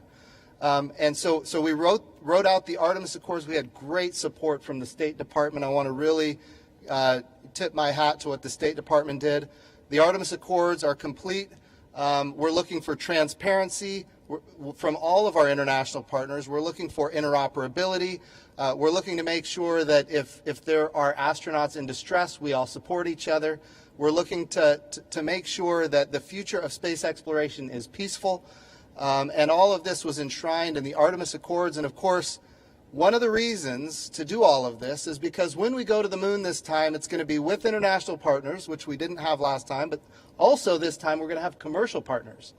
And we need to have the processes by which we can all agree to explore the moon safely, both with commercial and international partners, as the United States of America leads this coalition to the moon and eventually onto Mars. I want to be clear, we already have 9 countries that have signed up, 9 freedom-loving countries that signed up, and we just announced the Artemis Accords earlier this year. There are more countries that we're talking to every day that are interested, but here's the thing, and this is my experience as the NASA administrator. Everybody loves Artemis. All of our international partners want to be part of the Artemis program. That gives us a great tool of soft power to say, we want you with us, but when you come with us, there are basic standards of behavior that we need you to abide by, and all of those standards, by the way, are enshrined in the Outer Space Treaty of 1967. So all of that is very positive. The Gateway, our little, it's not really a space station, but it's an outpost around the moon, but it's going to give us the extra energy that we need to get to low lunar orbit, to the surface of the moon, and then back to the Gateway. The Gateway is under development. We are rapidly moving forward on the Gateway. The power and propulsion element and what we call HALO, which is Habitation and Logistics Outpost, is under development. We're going to put those two together. We're going to launch them on a single rocket, and we're going to do that by the year 2023. So the Gateway will be underway by 2023. We're also very excited that the Gateway, in fact, and this is for Dr. Drogemeyer, we've already selected 2 science experiments to be on the Gateway in orbit around the moon, and those 2 science experiments have to do with space weather and the radiation of deep space. So this is going to enable us to get more science than we could otherwise get, and of course we all know Dr. Drogemeyer. He mentioned Oklahoma earlier. Dr. Drogemeyer comes from Oklahoma, very amazing weather scientist, and now expanding that field all the way to space weather. So we're there with you, sir, and we'll keep moving forward on that. We think about our European partners. Recently signed an MOU with us on the Gateway. So we can very proudly say that when we go to the moon, we have already got commitments from the European Space Agency, not only to have astronauts with us, but also to provide hardware that is going to be very significant for our sustainable return to the moon. So we have also opened up the aperture a little bit when we go to the moon. One of my first initiatives, Mr. Vice President, as you know, was we're going to go commercially, as directed by you and the President of the United States. So we initiated the Commercial Lunar Payload Services Program to take NASA payloads to the surface of the moon. where we buy a service. We don't own and operate the hardware, but we buy a service. We now have a number of companies that have signed up to be part of this program. Sir, you mentioned earlier that we're going to actually buy some of that regolith on the moon. We're going to buy resources, and we're going to prove that this is a model of operations that is workable. And of course, the Artemis Accords are a big part of that as well. I saw Sean Mahoney is here from Aston Space Systems. I think Secretary Ross, you mentioned Astrobotic.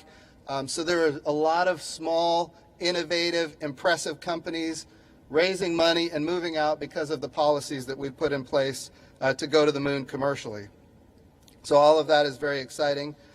Finally, I'm gonna anchor real quick on the human landing system, which of course we have the SLS rocket, we have the Orion crew capsule, we have the European service module, we have the Gateway. The one thing we have not had since 1972 is a human landing system. And now we have, Mr. Vice President, because of your leadership and the leadership of the President, we have a human landing system funded for the first time since 1972. We have 3 companies, yes.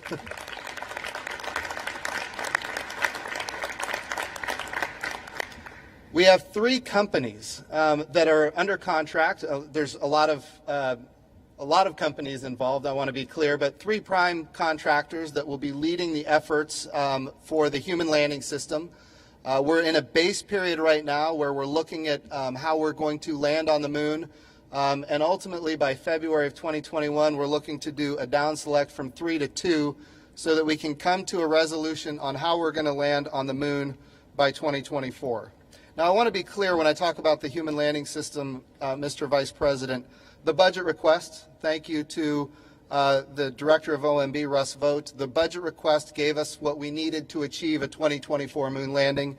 And as of right now, this agency is meeting all of its milestones. Yes.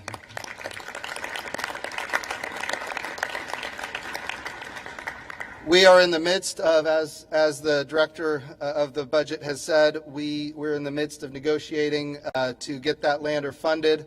The bill passed in the House, funded it to the tune for 2021 about $600 million in the Senate. It was about $1 billion. Now, $1 billion is a lot of money, and I want to be really clear. We are so grateful for the bipartisan support for this. That's one of the biggest things that we have to have moving forward. This has to be generational in nature, which means strong bipartisan support is necessary, and we're grateful for that. But ultimately, if we don't get the $3.3 billion, it gets more and more difficult. So I'm making sure to communicate, as I do always, to our legislators. If there's anything you can do to help with the $3.3 billion, we are certainly asking for that. Sir, I've been told we're going to show a video here, but I can see, did you have anything to say before we go to the video?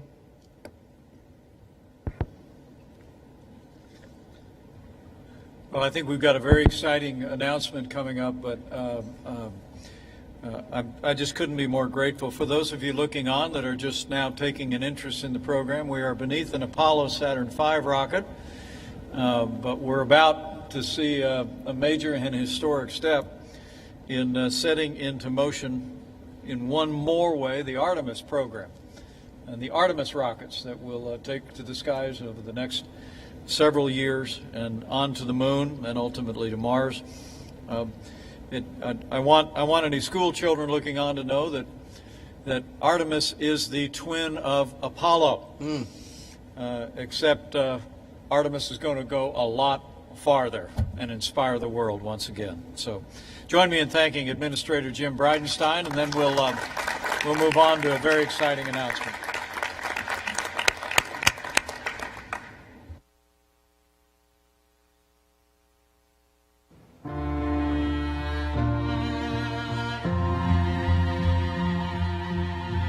The Apollo missions were a daring success and highlighted what a generation of ambition can accomplish. We choose to go to the moon, but in a whole new way. Not as a destination, but as a beginning. And not alone, but with a global coalition of explorers. This calling is part of what makes us human. And it is this generation's turn to set the tone. We are going to lead a journey of discovery, that benefits our planet with life-changing science. To use the moon and its resources as a technology testbed to go even farther. To learn how to establish and sustain a human presence beyond Earth. This time, we're going as the Artemis generation. We will discover, prove that it's possible, and bring all that we learned back home. To benefit all of humanity. And then we will take the next giant leap. Mars. Welcome. Welcome. Welcome to the Artemis generation.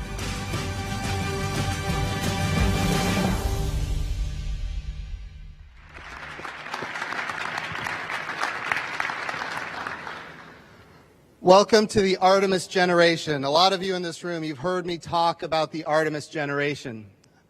I'm the first NASA administrator in history that wasn't alive when we had people living and working on another world. And of course, it is our goal that I'm the last NASA administrator in history that wasn't alive when we have people living and working on another world. Our goal is to go to the moon sustainably, to learn how to live and work on another world so that ultimately we can take all of that knowledge onto Mars.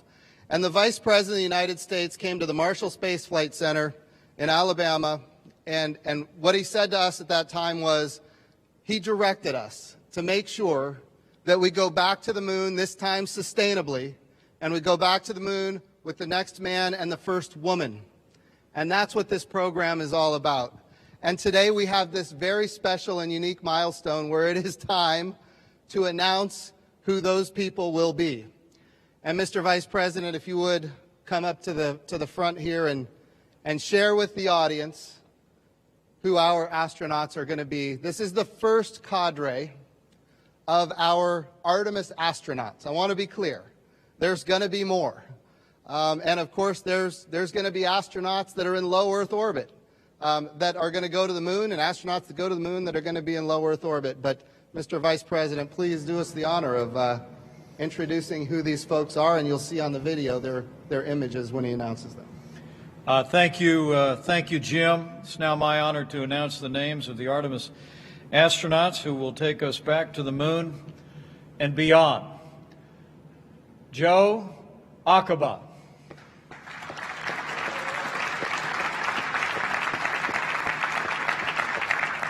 Kayla Barron.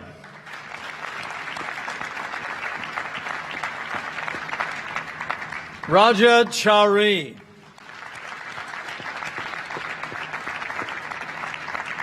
Matthew Dominic.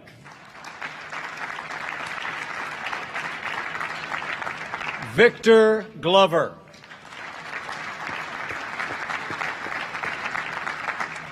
Woody Holberg.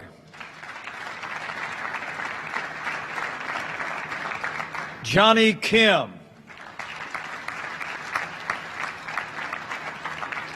Christina Cook.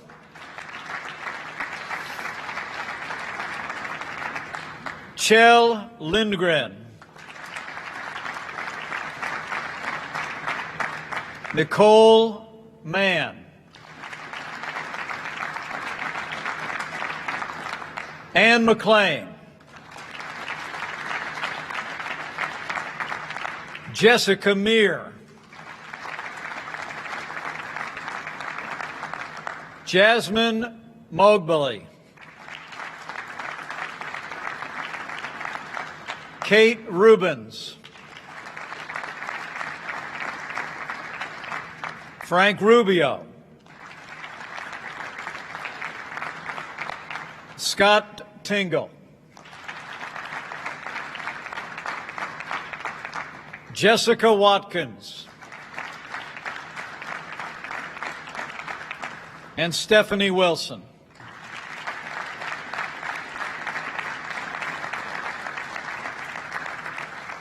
And now it's my special honor to welcome 5 members of the Artemis generation who are here with us today at the Kennedy Space Center. Jessica Watkins.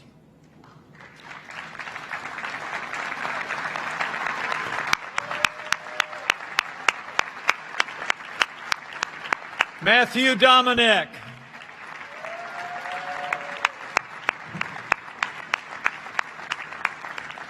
Ann McLean.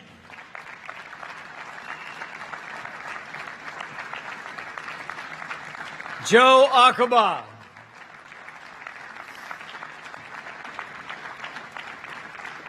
And Jessica Meir.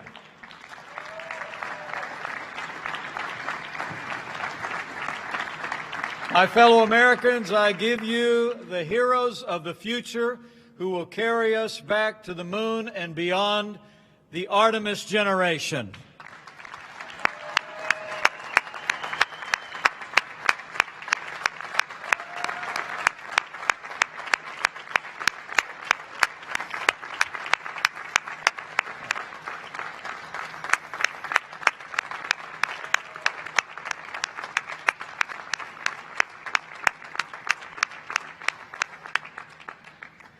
Well, thank you all for stepping forward and for the excellence that you've shown throughout this program. And congratulations to you and all of those that were just named that are part of the Artemis generation. It really is amazing to think that the next man and the first woman on the moon are among the names that we just read, and they may be standing in the room with us right now.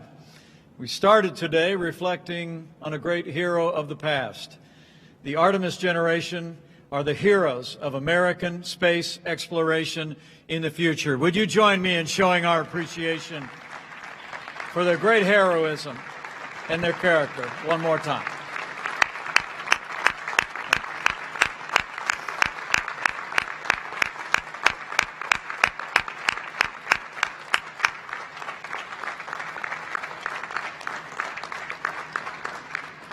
Well, thank you all. We're going to wrap up very quickly here, this 8th meeting of the National Space Council. With gratitude to these heroes who stepped forward, and let me just say a personal note of gratitude to all of the dedicated men and women and the staffs who stepped forward to serve the National Space Council over the last 4 years. I think you could tell today in just summary fashion the extraordinary difference for our economy and for our security that the National Space Council, under the leadership of President Donald Trump, has made in renewing American leadership in space. And join me in thanking all the members of the National Space Council one more time. Would you please?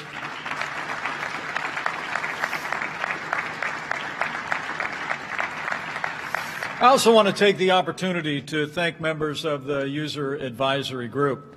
This is an extraordinary group of Americans that come from the very heart of the American space enterprise. And they brought their incredible professionalism and their incredible experience to bear on ensuring that we had the very best guidance to take the steps necessary to promote and expand America's space enterprise.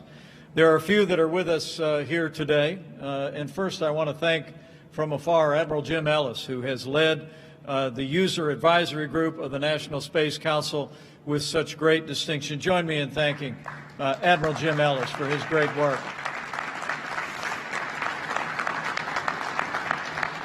There are 28 members of the User Advisory Group that have given us great counsel all along the way. They've dedicated countless hours to giving us their very best advice. A few are actually with us here today for this 8th meeting of the National Space Council. So in addition to Admiral Ellis, allow me to thank Lieutenant Governor Jeanette Nunez of the great state of Florida. Thank you for your contributions to the space program. Eric Stallmer, who is with us here today, who is a great space entrepreneur and pioneer. Thank you so much, Eric. Another great space entrepreneur who's been leading the way and has become a great, great champion of American leadership in space, Fatih Osman and his wonderful wife. Thank you for your great leadership. And to a great entrepreneur who brought great business acumen to this, and the great counsel of his wife, Judy, has assisted all along the way. Join me in thanking Indiana's own Fred Klepsch for his contributions to the National Space Council. I come to this 8th meeting of the National Space Council just with a heart filled with gratitude. I'm humbled by the efforts of all of those that are gathered here. The military leadership from the Department of Defense, Secretary Barrett, General Raymond, General Hyten, and others who have stepped forward to really transform the commitment of our nation to ensuring the security of the American people from space, but also the vitality of America's ideals in space for generations to come. But I know I speak on behalf of the President as well when I just express my appreciation for all the members of this administration who caught the same vision. I love what Dr. Pace said a few moments ago. He said there's nothing more terrifying than having a boss who cares about what you're doing, has an interest in what you're doing. And all I can say is I can relate. I'll never forget the day, Jeanette. It was when we were campaigning for this job 4 years ago that I got a phone call. I was on my way to the Space Coast. And then our candidate called me up and he said he wanted to revive something called the National Space Council. And he wondered if I'd be willing, as other vice presidents had done in the past, to be willing to chair it. And so there have been many kind words expressed for your vice president today, but let me invite all of you to thank President Donald Trump and all of those that have served alongside him for renewing American leadership in space.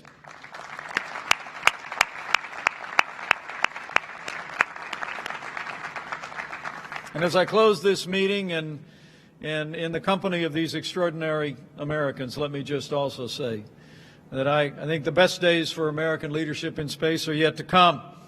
And I know with the caliber of the men and women that have stepped forward in this program, Artemis, that we're going to make all new history. We're going to fill up places like this again and again. And I just want to assure all of you that will be carrying America's aspiration and ideals into the great unknown, that you go with the confidence of the American people. You will have the support of people all across this country as you inspire the world. And I'm very confident that you will go with the prayers of tens of millions of Americans who are grateful for your courage and your service and the service of all of those that we announced today as part of the Artemis generation. And my prayer will be in those ancient words that you would be confident that as you rise on the wings of the dawn, settle on the far side of the sea, but as the good book says, even if you go up to the heavens, my prayer is that you know that even there his hand will guide you and his right hand will hold you fast. So join me in thanking the Artemis generation, the National Space Council, our user advisory group, and every American who has contributed to this cause these past 4 years. Because of all of you, America is leading in space once again, and we will be leading for generations to come. Thank you very much. God bless you all.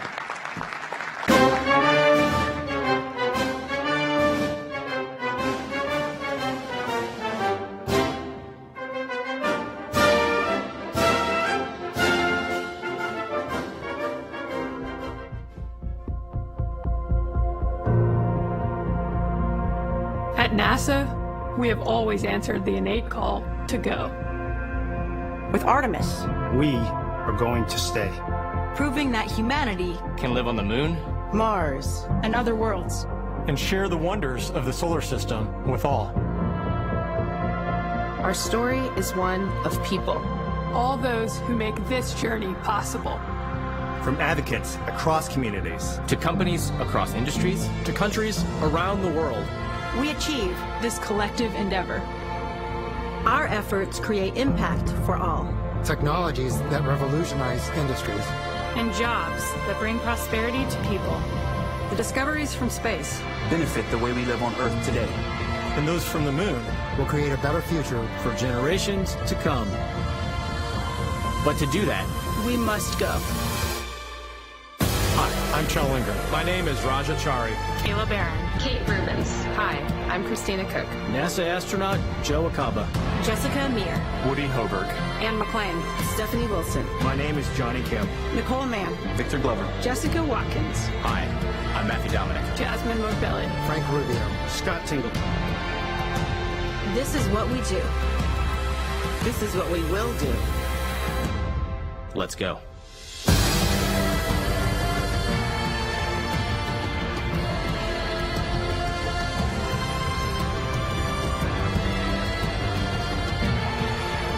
We go to the moon to learn how to live on other planets. For the benefit of all.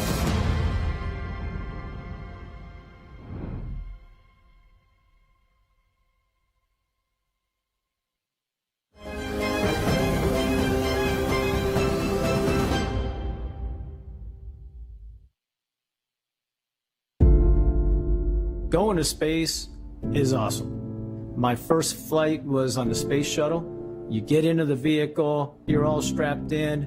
You know, we have the countdown timer that's going on. You get to 0 and the launch begins. In your mind, you're thinking, I can't believe this is actually happening. It's the coolest experience ever. Hola, Joseph. ¿Es tu padre? Hey, Pops. It's good to hear your voice. Thanks for the support. The launch was awesome. When I look back to who inspired me, it started with my grandfather. He actually had the old films of the Apollo missions that we would watch. I've been fortunate that I've had those mentors that have supported me and motivated me to be where I am today.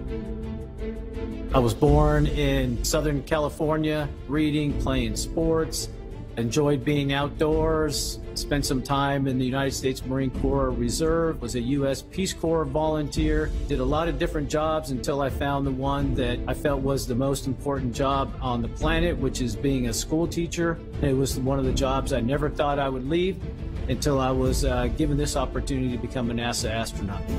NASA astronaut Joe Acaba making his third flight into space. I've had the opportunity to go on 3 space missions, and I've spent about 306 days in space to actually walk on the moon. For me, to have that as a possibility is just incredible. This is our next step to explore places we have never been before.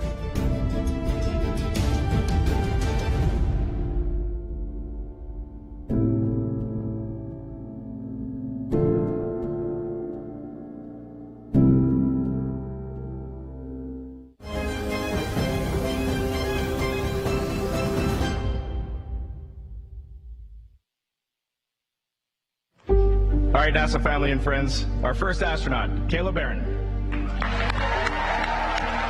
I think the thing that's most important to me is just the inspiration of exploration.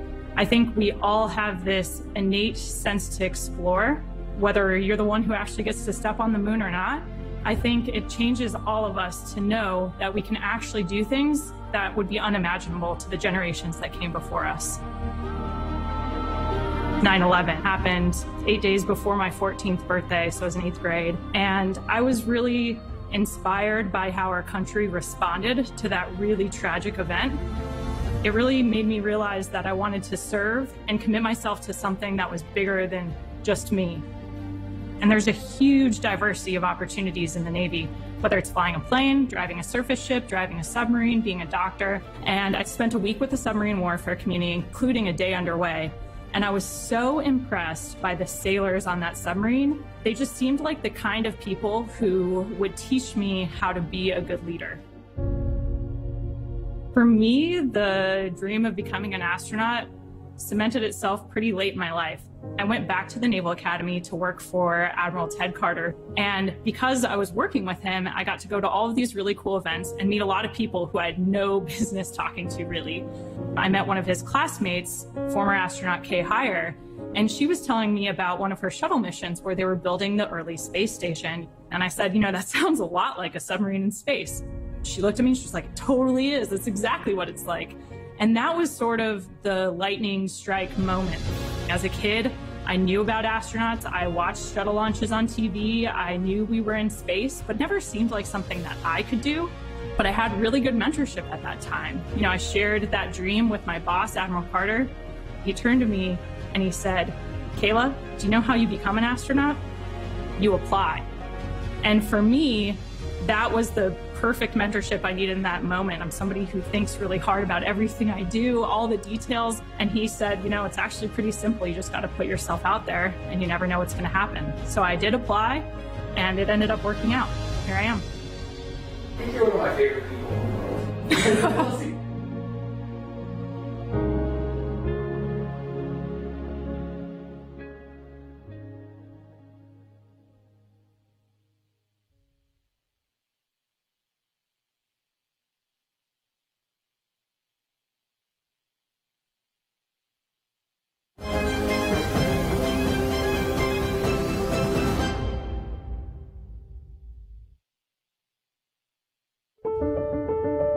For me, every time I have an NBL run or every time I do a practice spacewalk and you get in that suit, like we call it the EMU, and feel the gloves go on, feel the pressure build, feel the fans start to flow and the air start to come over the back of your head, and you realize, like, this is it.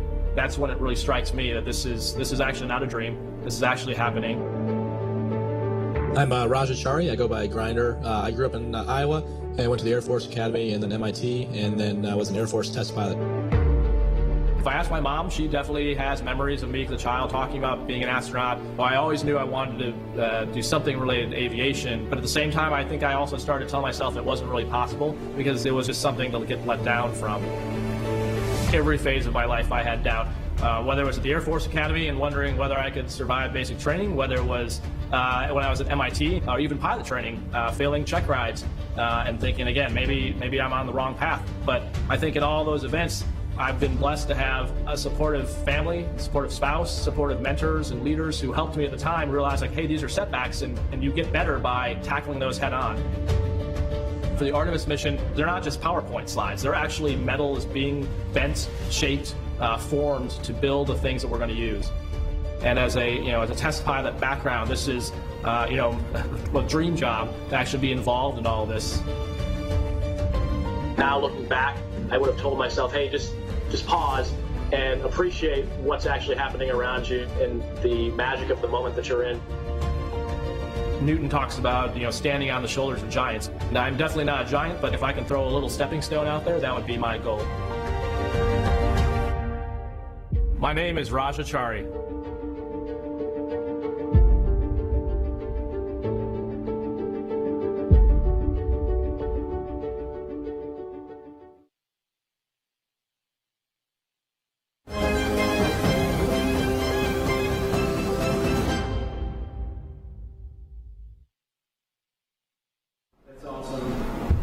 Very good. I like it. Go ahead. Oh, what am I doing? We're videotaping this? Everything you're doing. Ladies and gentlemen, our newest astronaut, Matthew Dominic.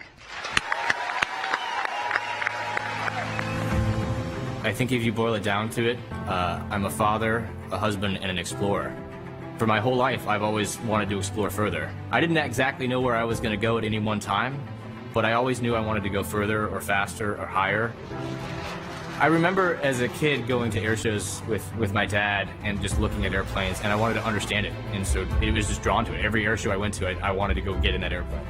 I grew up in Wheat Ridge, Colorado. I went to the University of San Diego for electrical engineering and went to Naval Postgraduate School as well, naval test pilot. It's certainly a sacrifice for family and friends. Being in the military, we would go on deployments and lose contact with them, and they understood the risk that we were taking. You think about the immense responsibility put on you at times. You don't want to let the world down, but it's about pushing humanity forward and keeping America safe.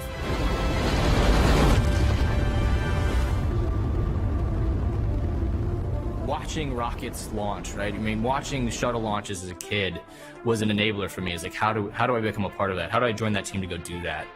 Godspeed to the class of 2017. You find out you're getting this job, and that's huge. But really, that first time that you go put your hands into the gloves is just a very interesting moment. It's a pinch me moment. And you realize that this is real. This is going to happen. We're going.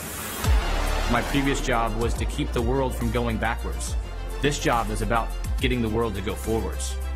Pojo brings a lot of energy to our team, and he is always definitely 100% in anything he does. NASA astronaut Matthew Dominic.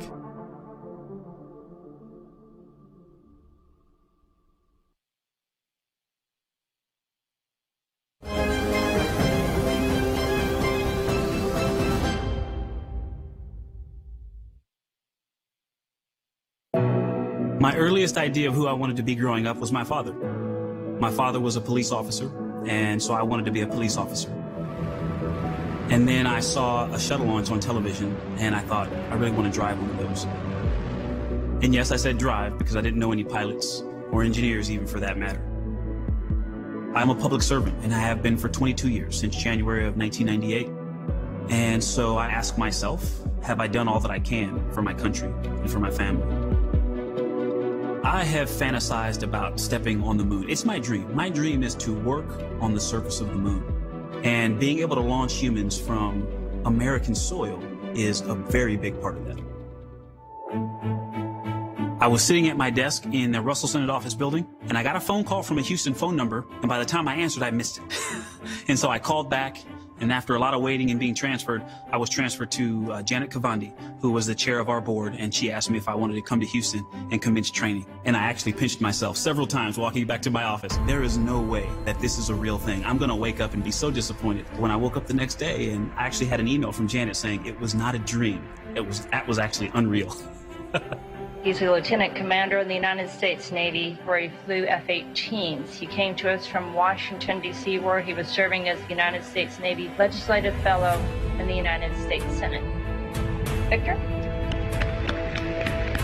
Being selected for this job, you can't help but to think of, I've got so many friends that I know could do this job well. And that feeling of, wow, why didn't they get it? And, feeling like you're not really good enough cut out for the job. And I felt all of those things. Being a father, a husband, all of those things come with doubt. And I think you have to learn to get comfortable with the doubt. They call things moonshots when people accomplish something amazing. No matter how good a story you tell, people are captivated by real-world accomplishment.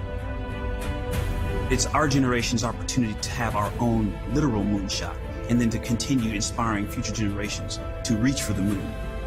They not only have the right stuff, they represent the full tapestry of American diversity. Their journey begins now, and the nation will be right beside them, reaching for the stars.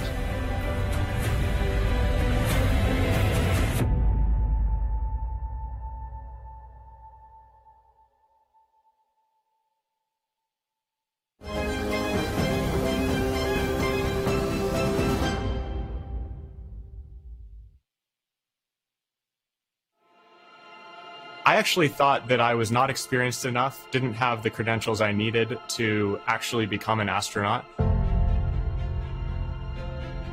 The reason I'd want to go to space with Woody isn't just because he's brilliant, which he is, but it's because he carries his brilliance in such a way that you don't feel like you're an idiot when you're around him. It's funny, all the little decisions in life that get you to where you're going. My earliest memories, I remember building little toys out of wood. Over time, got to building like 21-foot tall rockets, and one of those is still up at my parents' place, stored in their barn. I remember agonizing over what my major should be, and finally I sort of threw up my hands and said, I really like airplanes and things that fly, so I'll do aerospace engineering.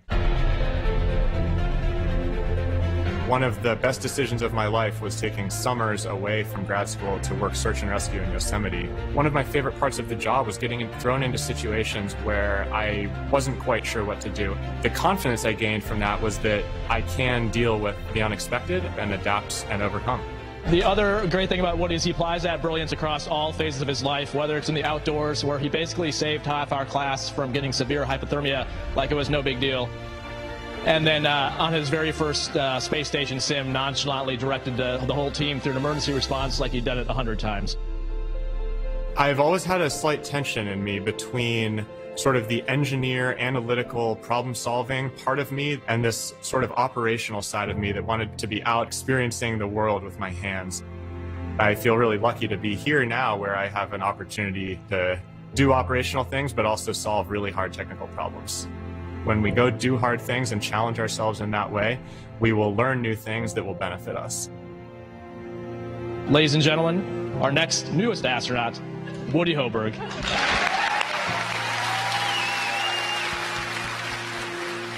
I'm an engineer, I'm a pilot, I'm a climber, and I'm now a NASA astronaut.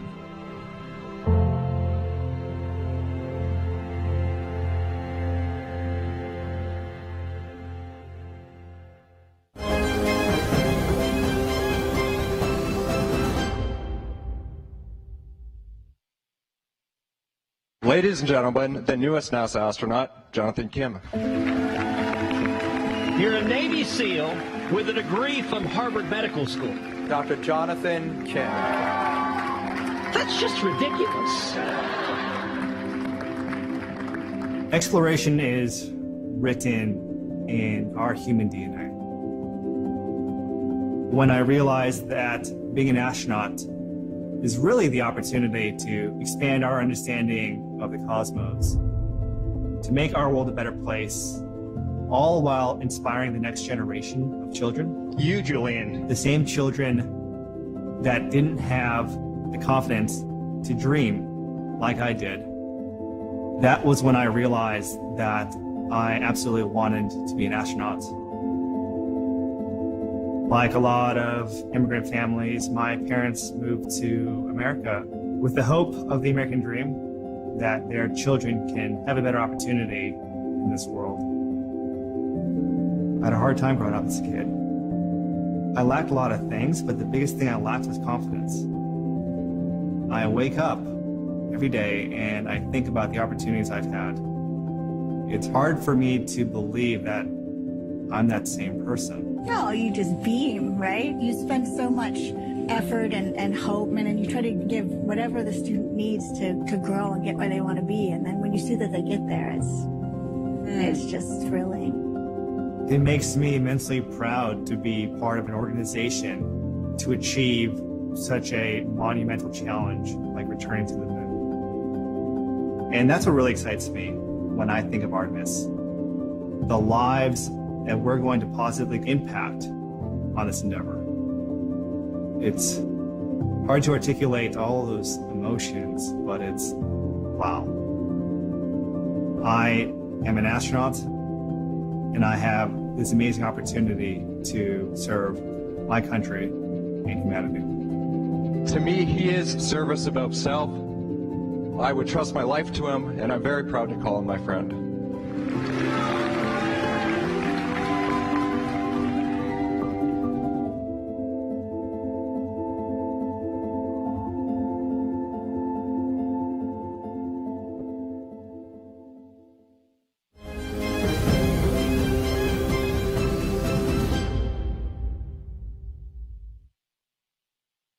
Today's spaceflight will be the very first for NASA's Christina Cook. We have to answer humanity's call to explore.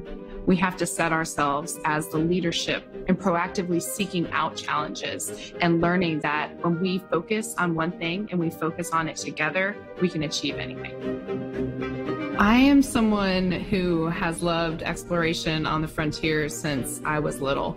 I used to be inspired by the night sky, and throughout my career, it's been this balance between engineering for space science missions and doing science in really remote places all over the world. I loved things that made me feel small, things that made me ponder the size of the universe, my place in it, and everything that was out there to explore. And I put that stuff to work making science gadgets for NASA space science missions and working really hard in that career, but also setting goals in hobbies that I had. I learned to rock climb, I learned to sail, finally learning surfing at this point in my life. And so I think working hard on all fronts to be a better person and to contribute the most to the world is really what's important to me. I really don't remember a time when I didn't want to be an astronaut. For me, I learned that if I was going to be an astronaut, it was because my passions turned me into someone that could contribute the most as someone contributing to human spaceflight. So I didn't necessarily live my life according to checkboxes of how you can become an astronaut, but I followed those passions and one year looked at who I had become and the skills I had gathered, and I asked, could I sit across from a table and present myself as someone who could do this well? And I thought, I'm going to give it a shot.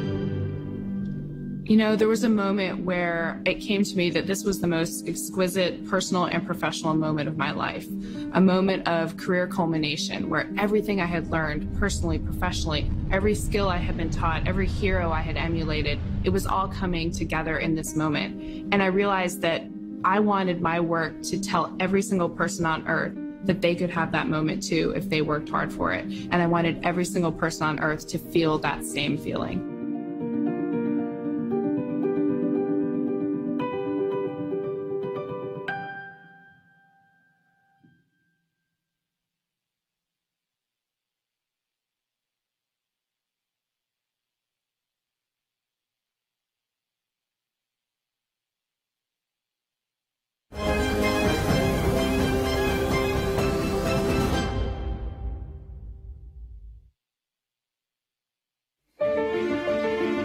I've had that dream of becoming an astronaut for as long as I can remember. Next, the U.S. astronaut Kjell Lindgren the 217th visitor to the International Space Station. What a privilege to have had that experience, to live and work on the International Space Station. When you go out of the airlock and you start moving around on the outside of the space station, looking through that plastic visor at that scene that occupies your entire field of view, to see the Earth spinning quickly below is breathtaking. It was really watching the Space Shuttle Columbia launch in 1981. And that's really when I had that eureka moment that people actually do this. People go into space, and maybe that's something that I could pursue. I was accepted into the Air Force Academy, and it was there that I actually discovered a passion for biology, and specifically the effects of weightlessness on the human body. But I remember very clearly going into Denver one night and unfortunately seeing a young woman get hit by a car right in front of me while I was on the sidewalk. And I felt like, you know what, I've been studying biology, but I want to know more. I want to know what I would need to do to actually help this person. And so my path shifted a little bit, and I ended up going to medical school. I had the great fortune to be hired on as a flight surgeon, a physician that takes care of the astronauts, the crew. And then an astronaut selection was announced, and I threw my hat in the ring and had the great privilege of being selected into the 2009 astronaut class. We go to the moon because it means further building that bridge of knowledge that is required to get to Mars, and an expansion of humanity in the solar system. I'm grateful to be a part of this team. You know, getting to do this job is not an individual accomplishment. It represents effort and work of folks that have been walking alongside me, my family, classmates, colleagues, teachers, mentors, coaches. I am grateful for their investment of time and energy in helping me to achieve this goal.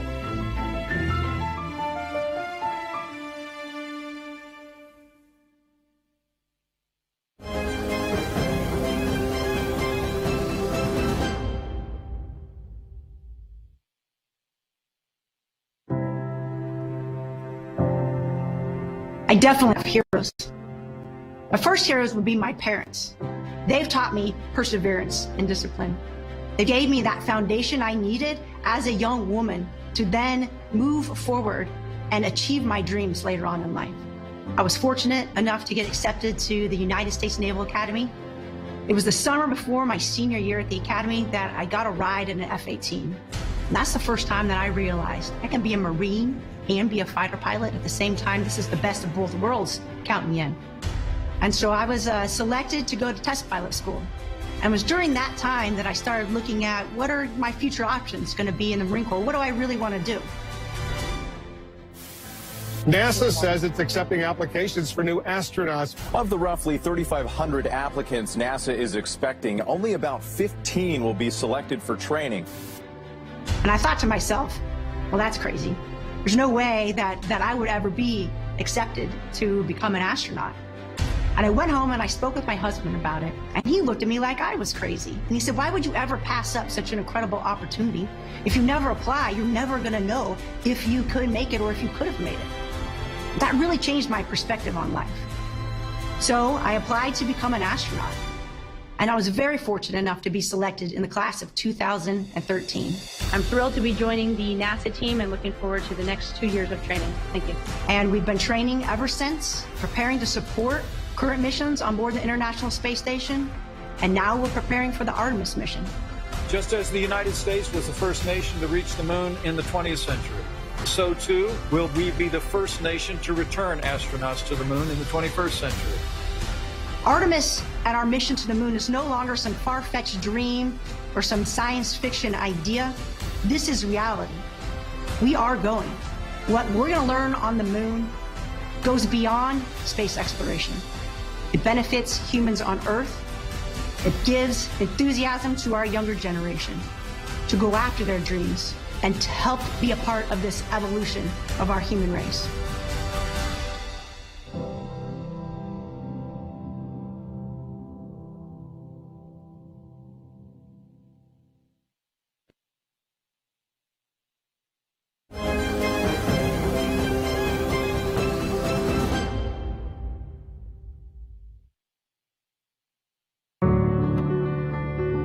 I think, if anything, I probably am a little bit of an impractical dreamer. You know, be really unrealistic about your dreams, and just be really realistic about your path. When I was a little girl growing up in Spokane, Washington, becoming an astronaut, like nobody did that. There was nobody that I could look to and say, that person walked the path that I'm about to go walk. The first step I took out of Spokane was to go to West Point. That was a huge leap out of my comfort zone. As I was flying across the country for the first time ever going to New York City, I remember thinking, like, if I had the opportunity to get off this plane and not do this, I probably would have taken it. But you push through that. I remember sitting on the airplane and flying down to NASA for an astronaut interview, and I had the exact same feeling as when I was flying to West Point as an 18-year-old kid, and it was like, maybe this is where I've reached too far, maybe this is where I've pushed too far, and this is where it all ends. What little girls from Spokane, Washington grew up to be an astronaut? I'm just not even going to try. And so when I say I'm an impractical dreamer, I mean, I never listened to that part of me that says, hey, you're probably not going to succeed at this. I always listened to the part that said, well, somebody's going to, maybe it's going to be you. We have liftoff of Anne McClain blasting through the Kazakh sky to the International Space Station. You know, I've always been so focused on my goals, and I've always just sprinted toward those goals. And when I look back at all the achievements aren't actually what I remember, it's the people that I did them with. The person that wins the rugby match is the one that, despite all of those hits, despite all of the contact, actually thinks 10 steps ahead, thinks 5 steps ahead as a team, and it's a strategy game. Now, working here as an astronaut, one of the toughest things that we do are spacewalks. You have got to stay so mentally tuned in. You have to know that you can push your body further than you think you can. And I'm holding on to a handrail on the International Space Station, and I'm looking out at the vastness of space, and I looked back and I felt like this was my planet. I was attached to it through gravity. And I felt a closeness to the Earth, and I also realized how much more we have to explore. We haven't even started yet. Our destiny is always to go and see what's further and what's next.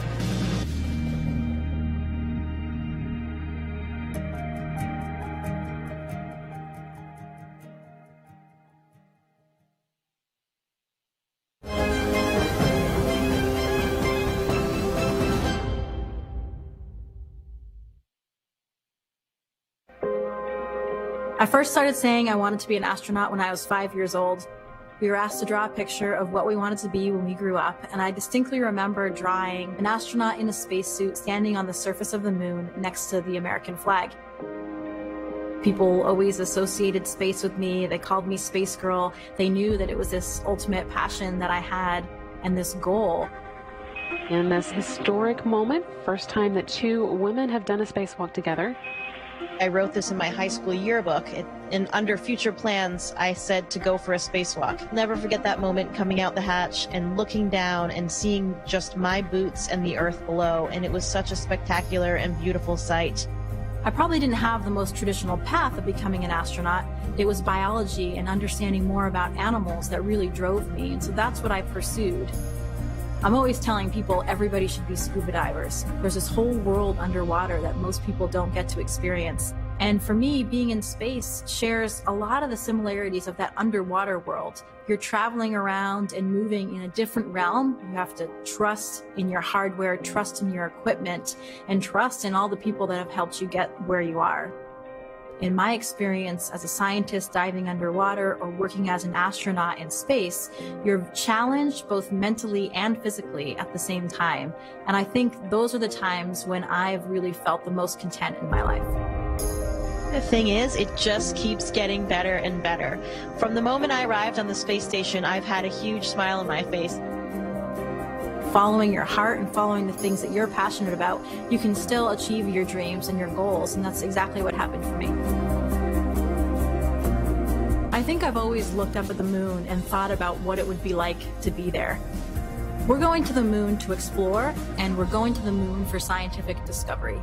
I don't look at this as my own accomplishment or something just for me. This is our mission. This is everybody's mission. Our entire planet's really. I'm NASA astronaut Jessica Meir.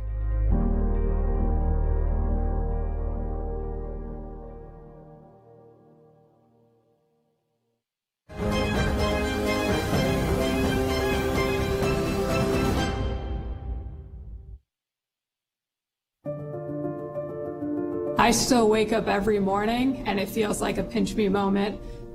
to think that I'm actually an astronaut right now.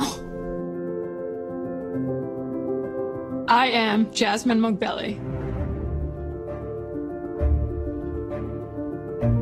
I think as a kid, I believed I could do anything. So to me, I was going to be in the NBA, I was going to be an astronaut, and I was going to be an Olympic skier. So to me, it didn't faze me.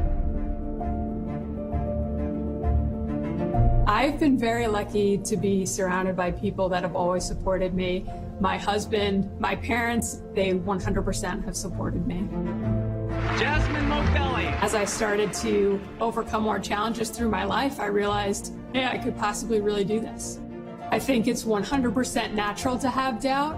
What's important is how you respond to that doubt, and just let that be your driver to work harder and figure out a different way to do things. I think there are a lot of reasons for going to the moon. Our curiosity. Who in the world doesn't stare up at the moon and just wonder, while we've been there before, we've only explored a limited region of it. And so getting to learn more about the moon, I think not only can teach us more about Earth and our own planet, but also can set us up for going further and going to Mars.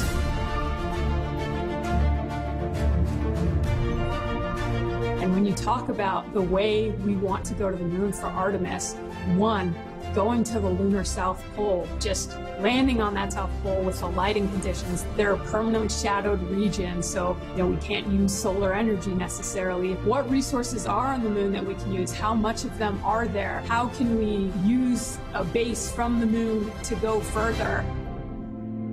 Anything that might jeopardize the mission, whether I'm on it or not. Those are the things that kind of keep me up when I lay down at night, and those are the things that I think about. It's a deep question. Who am I? Well, I'm a wife now. I'm a daughter, my parents' favorite child, probably. I'm a Marine, and I'm an astronaut.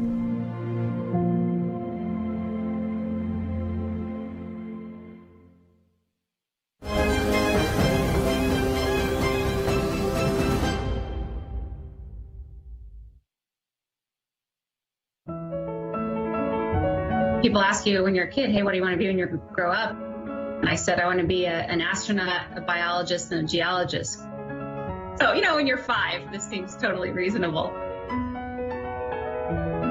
Studying microbiology on station is very similar to the Earth, except for you're floating. You may be doing the same experiment, but you're conducting it on the ceiling because that's a convenient place to work. We're studying things like sequencing DNA, what happens to the human body in space, and even viruses are an issue in space. I get really excited about things, and something about viruses, about biology, I'm totally fascinated by it, and I want to get up and go work on this every day. Became the first person to sequence DNA in space. With the addition of NASA astronaut Kate Rubins, these 3 are about to begin the first planned to-orbit flight to the International Space Station with humans on board. Space is both a place that is like this far off, almost fantastical thing that you think about and people dream about. But then on the other hand, to me, it's a home. I've been there. I've lived there for 6 months. I have friends there. I'm looking forward to going back there like you would look forward to visiting an old apartment.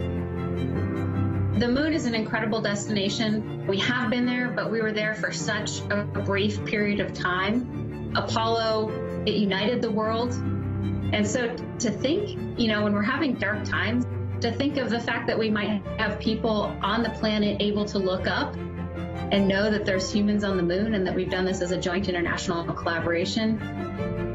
I can't even describe what kinds of the benefits that might be, both for our partnerships in the world and just for joy and inspiration in people's everyday lives. Less than 10 minutes away from today's launch, this is Kate Rubins celebrating her birthday with a launch to the International Space Station. I think if I was going to talk to my younger self, I would say, don't be so stressed out about what you're doing at the moment, because it's such an honor to be a scientist and to be an astronaut. Just enjoy what you're doing every day.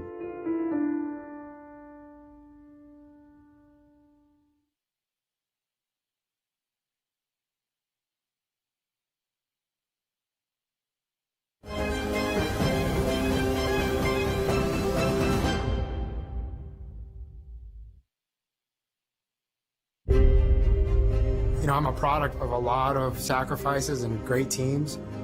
I'm a son of a teenage single mom. You know, it was never an option to feel sorry for ourselves or to use that as a crutch. It was just, hey, you can do better, you can get ahead by working hard, studying hard. And so that kind of set a really good foundation of hard work equals results. Good morning, Frank Rubio from Miami, Florida. Graduated from West Point, 98, Go Army, Black Hawk pilot, and then a family medicine physician. The Army has essentially shaped me. I mean, it's given me all these amazing opportunities. The reality is I've just always been surrounded by people that are next level. Being around those type of people my entire career, I think has pushed me to do better and also kept me humble. When Vice President Pence was announcing our class, he made an analogy to a turtle on a fence post, basically meaning that, hey, you didn't get there on your own. He was talking, of course, about our families, our loved ones, our co-workers, our teams, essentially, that allowed us to succeed and get to that point in our lives. Frank is truly a wonderful person. He is a great American, an even better human being, and he's going to make an awesome astronaut. And I really look forward and hope I get the chance to go to space with him one day. What the moon will allow us to do is to explore further than we ever have before. Anytime we've explored in the history of mankind, there's great benefits from a technological point of view. But I think deeper than that, there's a sense of pride and unity that comes with accomplishing incredibly hard things. And right now, probably more than ever as a nation and as a world, we need that. Watching how America comes together in those moments, in those bigger than life moments, is something that's really incredible to behold.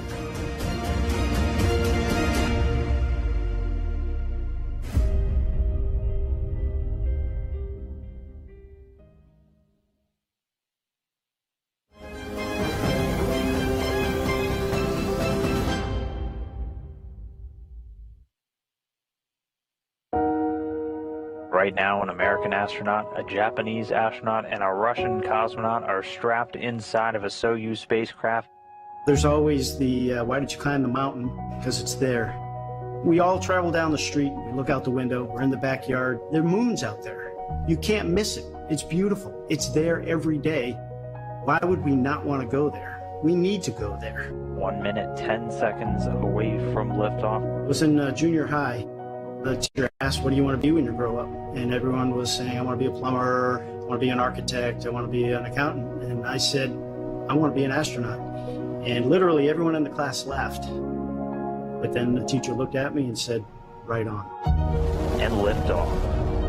Scott Tingle, Anton Shkaplerov, and Norishiki Kanai on their way to the International Space Station.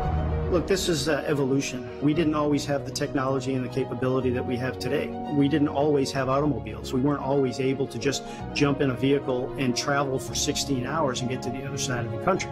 So this is the next step in evolution, to be able to take systems and hone our processes and get our operations down so that we can set up camp on a place that's different from Earth so that we can conduct science that'll better humankind.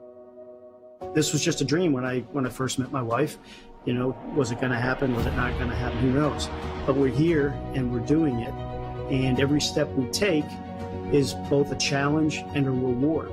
And to be able to live that life and look back at the track that we used to get here is just amazing. Life is pretty busy when you have lofty goals and you're constantly focused, you're constantly working to get positive results. But that moment for me was coming out of the Soyuz on my first space flight and standing on the ground for the first time in 6 months and realizing that I did it.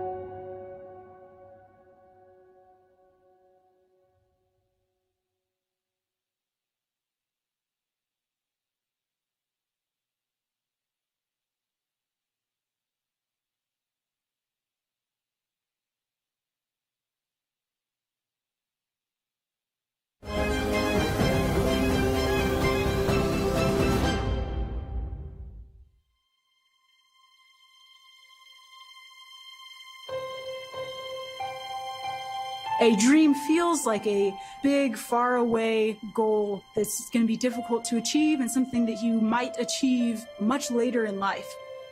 But in reality, what a dream is, or a dream realized is just putting one foot in front of the other on a daily basis.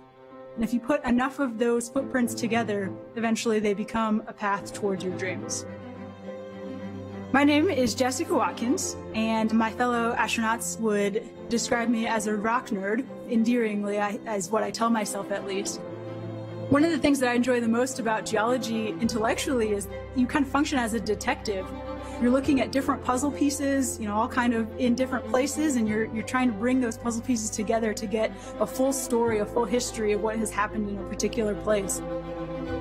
For me, as somebody who was really interested in the planets, geology provided a means for me to study the surface of another planet, and particularly look at Mars, which was my passion, was just super exciting to me. In college, I was lucky enough to get the opportunity to learn to play rugby. It was one of the best opportunities in my life, getting to play with the rugby team at Stanford and play in national championships and even win one. I think one of the biggest lessons that I take away from my rugby career is the importance of teamwork. Rugby in particular has positions that are all suited to different types of body types, different strengths that people bring to the table. And I think that is not unlike our team here at NASA, where everybody comes and brings their different strengths, their different expertise to form a powerful and winning team. This endeavor to go to the moon is going to be hard. It is not something that we can do individually. It's not something that we can do on our own. And I think especially in these times, it's really important for us to recognize how much we need each other and the importance of coming together for one goal. And I think that going back to the moon really embodies that. This is Mission Control Houston. We are now processing telemetry from the Orion spacecraft.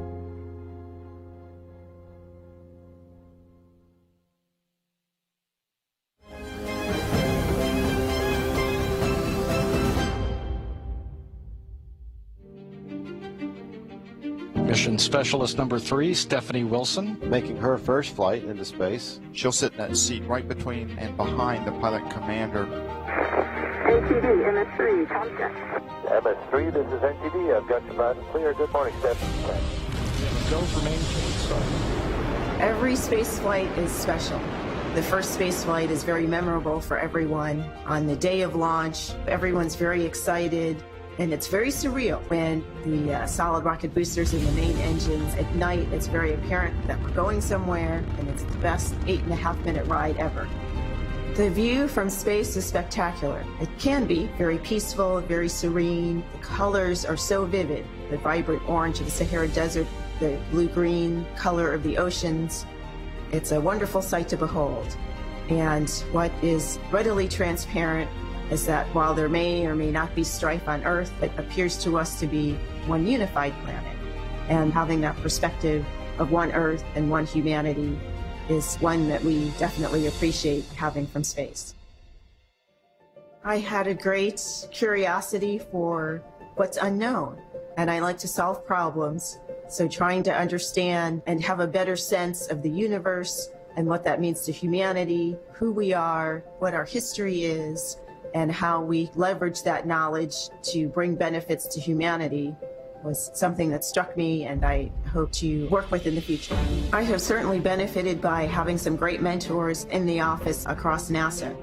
One thing that veterans of space flights do is they share their expertise and their experience during the mission. Christina on the UIA, check oxygen EM1 and 2. Oxygen EM1 and 2 are open. And I do my best to pass along the experience and the knowledge that I have gained to others in the office and with the next generation so that we can have a better future for all of humanity.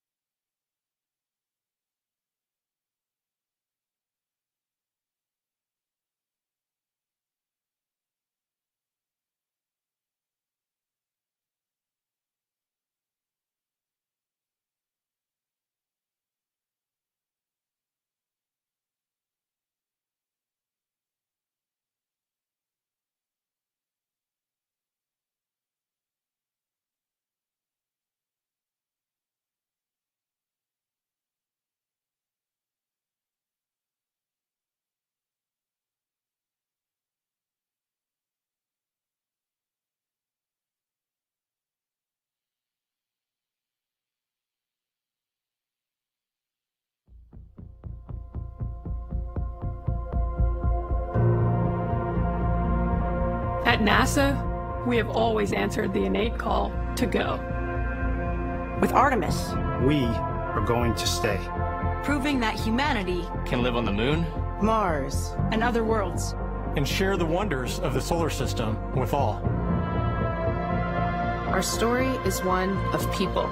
All those who make this journey possible. From advocates across communities, to companies across industries, To countries around the world, We achieve this collective endeavor. our efforts create impact for all. Technologies that revolutionize industries. And jobs that bring prosperity to people. The discoveries from space benefit the way we live on Earth today. and those from the moon Will create a better future. for generations to come. but to do that, We must go. Hi, I'm Chell Lindgren. my name is Raja Chari. Kayla Barron. Kate Rubens. Hi, I'm Christina Cook. NASA astronaut Joe Acaba. Jessica Amir, Woody Hoberg. Anne McClain, Stephanie Wilson, My name is Johnny Kim. Nicole Mann, Victor Glover. Jessica Watkins. Hi, I'm Matthew Dominic. Jasmine Mobilli. Frank Rubio. Scott Tingle. this is what we do. This is what we will do. Let's go.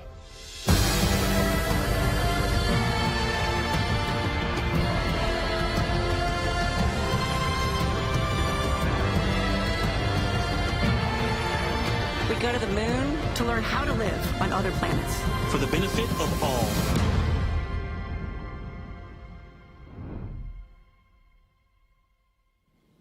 And welcome to the Apollo 5 Center here at NASA's Kennedy Space Center in Florida. Thank you so much for joining us. As you just saw in that video, the 18 astronauts from NASA that were named to the Artemis team is set. And we have 5 of them here with us today who are serving as ambassadors for that team. We appreciate you all being here with us for a conversation about what Artemis means, to get some reaction on you being named to that team, as well as take some questions from our media here. Of course, Vice President Mike Pence just announced the 18 astronauts on the Artemis team. The mission is to land the first woman and the next man on the moon, and then to learn to live and work on another world for the benefit of our world, as well as going on to Mars. I want to introduce the astronauts we have the pleasure of talking to today, and begin with Jessica Meir, NASA astronaut. We have Joe Acaba. We have Jessica Watkins. Matthew Dominic. And Anne McClain. Very good. We're going to start with you, Jessica, and a pretty big day today. Let's talk a little bit about your background. You are a doctorate in, you have a doctorate in marine biology. You're a veteran astronaut. You made history when you did the first 3 all-women spacewalks with Christina Cook. Your mom says you knew you were going to be an astronaut when you were 5 years old, but you were sharing with me that you had a memory of when you first realized you wanted to be an astronaut. Well, when was that?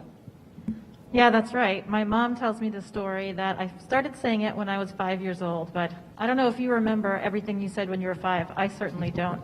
My first distinct memory of it was when I was in the 1st grade. Our teacher asked us to draw a picture of what we wanted to be when we grew up, and I drew that kind of iconic image of the Apollo era of an astronaut in a spacesuit standing on the surface of the moon next to the American flag. So that was what I said really from that moment. I never changed that line of what I wanted to do. That's incredible to think about you making that drawing, and now here you are on the Artemis team. Yes, thank you so much. It is really incredibly exciting, of course, to be part of this exceptional team. You saw all of these faces, and I know that everybody in the astronaut office and all of our international partners are so ready to support this next chapter of human spaceflight.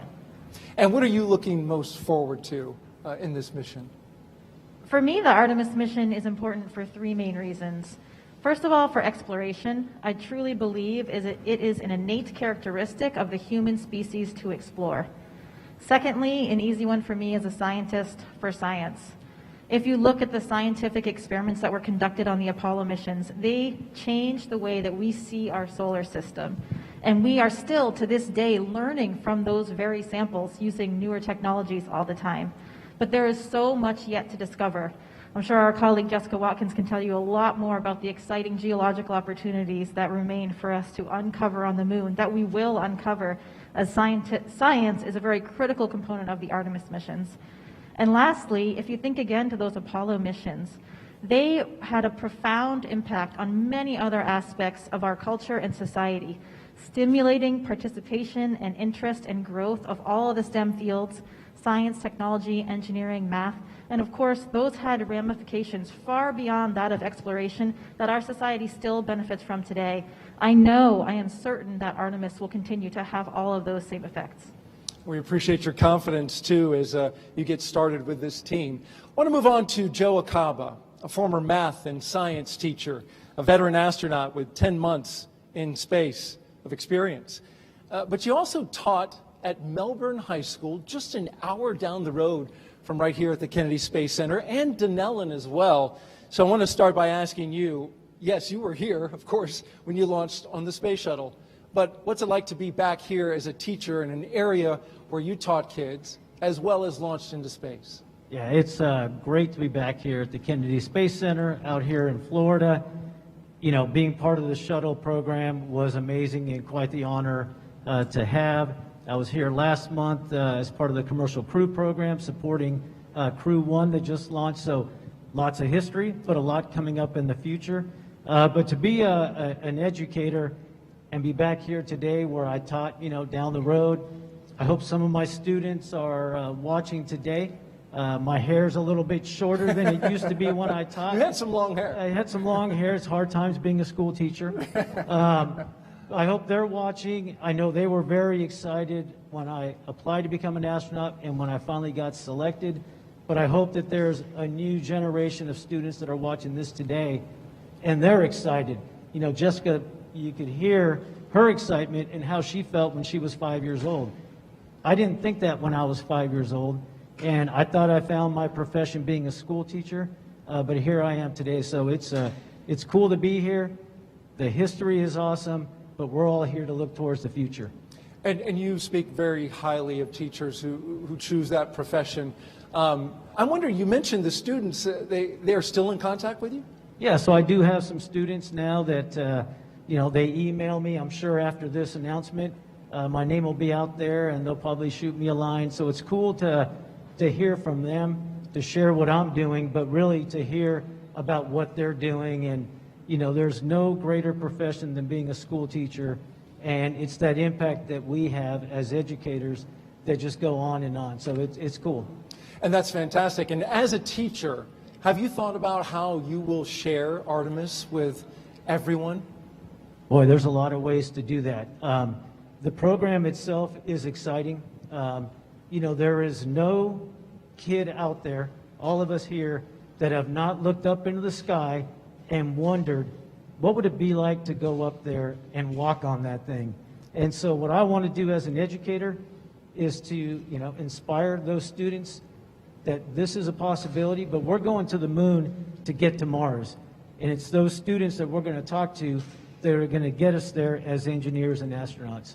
And it's incredible. You talk about everyone looking up at the moon and wondering what it's like. I did as a kid as well. So we will be looking up at you and certainly rooting you all on. I want to move now to Jessica Watkins. Welcome. I understand you have some family here, locally in the area. I do. That's correct. Yes, I have some family that lives in the Orlando area.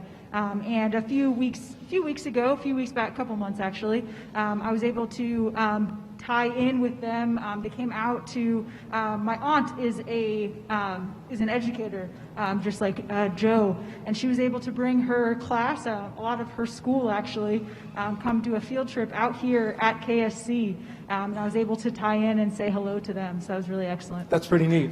Let's talk a little bit about your resume. You're a geologist, as was mentioned. You study landslides on Earth and Mars. You're an aquanaut and a member of the science team for the Mars Curiosity rover. You also, I thought this was interesting, won a national championship with the Stanford women's Division I rugby team, which is pretty impressive, no? That's correct. I was definitely privileged to be a part of that team and get to experience that win with them as well. Being part of a rugby team, as Ann McLean can attest to as well as a rugby player as well. There are a lot of similarities to a rugby team as to this Artemis team and the whole NASA team overall. On a rugby team, you have people with very varied skill sets. You have people who are smaller, people who are larger, or people who are stronger. People bring different strengths to the table. And I think that's true both of this Artemis team and NASA as well. And all of those strengths come together to really build a productive and winning team. And I think one of your strengths is speed. I was looking at one of the wonderfully produced videos that are done on you, and there's this great clip of you scoring a try.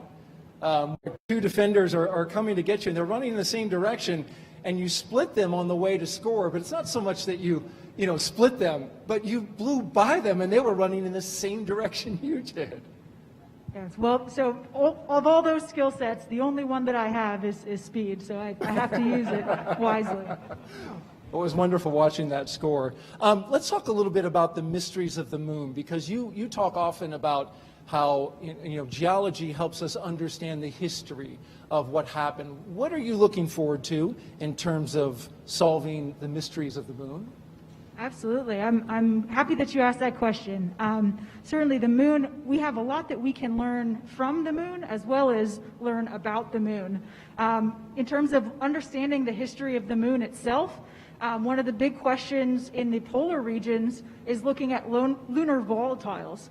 So understanding how those volatiles formed, where they are, their distribution and extent, which will also help us in the future as we start to look for a site to build our moon base and continue into the future. The moon also allows us to look at planetary processes, particularly looking at impact cratering, which is a process that we see on multiple bodies, rocky bodies in the solar system, and helps us understand ages within the solar system. The moon will also help us understand more about the Earth. For one, the moon-Earth system and the origin of the moon helps us understand more about Earth and how we can apply some of that knowledge to what we know about the Earth. And lastly, the moon can also function as a platform where we can start to explore the sun and astrophysics, start to observe the universe from a different vantage point and learn so much more. And we need resources on the moon as well, right, if we're going to sustain a presence there, which is very key. Absolutely. Jessica, thank you so much. And now, Mr. Matthew Dominic, U.S. Navy test pilot and fighter pilot. You flew 61 combat missions. You're a double E, electrical engineer. And interestingly, you were kidnapped aboard an aircraft carrier where your fellow airman or seaman rather shaved a stripe right through the top of your head. Right, held you down? That's correct. I'd be lying if I say I didn't deserve it. I had played a practical joke on them, and they got me back. Well, I can only imagine what that looked like. I had to finish the job and get rid of the rest of the hair, yeah. You went full cue ball, shave it all off. Well, that sounded like that was the right choice. In talking about, as we stand here, and this mission, the Artemis mission, we look at this great vehicle, the Saturn V rocket.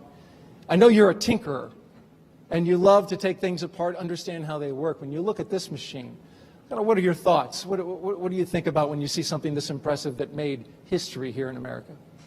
I mean, I've been struggling to listen and to see here as we stand in this room, the Saturn V building, and look at all the incredible hardware. And it's a thing of dreams, right? It's a thing, it instantly takes you to a childhood dream. You look and you imagine every bolt and every valve and every fuel line that runs to this hardware, or the quarter scale Orion, or the SLS on the mobile launcher over there, and think about the people in the team in America coming together and our national partners coming together to make that work, right? You could imagine being the engineer waking up in the middle of the night and thinking, well, maybe I should change this to make the design a little bit better, because there's a few really lucky pink bodies, 150 feet that way, who are going to ride this thing, and you don't want to let the world down. right? You don't want to ever let the world down. There's an immense weight on your shoulders. So as I look around, I see the hardware. I imagine walking out to the launch pad in a dream, and you go up that elevator, and the building is creaking in the wind, and the wind is rustling through as you come out the door. Like the gas, the rocket has just been fueled, and it's creaking with the new stress and the new loads. Those are the things I think about when I look at this hardware. I instantly enter a dream world. This is the thing of dreams. Right. I'm incredibly lucky to be here. I feel like you just took me there in the way that you described it. That's outstanding. I know that you've been involved. We were talking about your background and how you're applying it now as an astronaut, the interface between human and electronics. And so you've already been working with the team that's building Orion. Tell me a little bit about that. In the Navy, I worked in, my specialty was human-machine interface, right? And it's been really incredible to have worked in the Navy, training and working and redesigning flight control laws to land on an aircraft carrier and revolutionizing how we did that. And now those same techniques, the same principles, as we sit down with all of the vendors, as we look at the human landing system to get ready to go back to the moon, having the same theoretical conversations with them about the human-machine interface necessary to go and do the task of landing on the moon. Like you wake up every morning and you feel this immense burden for society and humanity that I need to do this well today.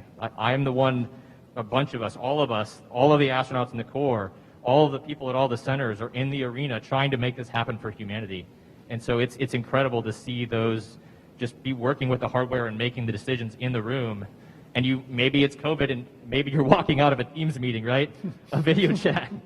And you realize, whoa, we just talked about landing on the moon today and how we're going to make it happen. So it's very easy to be motivated to come to work.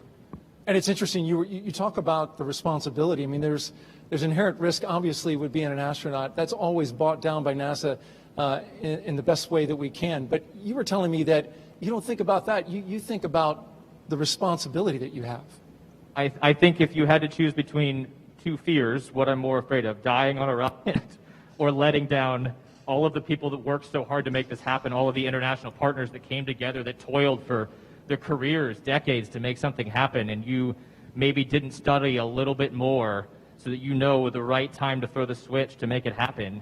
I think there's an immense amount of responsibility there. I think I'm more afraid of that than of dying, right? Like that's the fear. That's the thing that drives you when you wake up. That sounds like the right stuff to me. Thank you, Matthew, for sharing that with us. Ann McLean, welcome, and thank you for being here.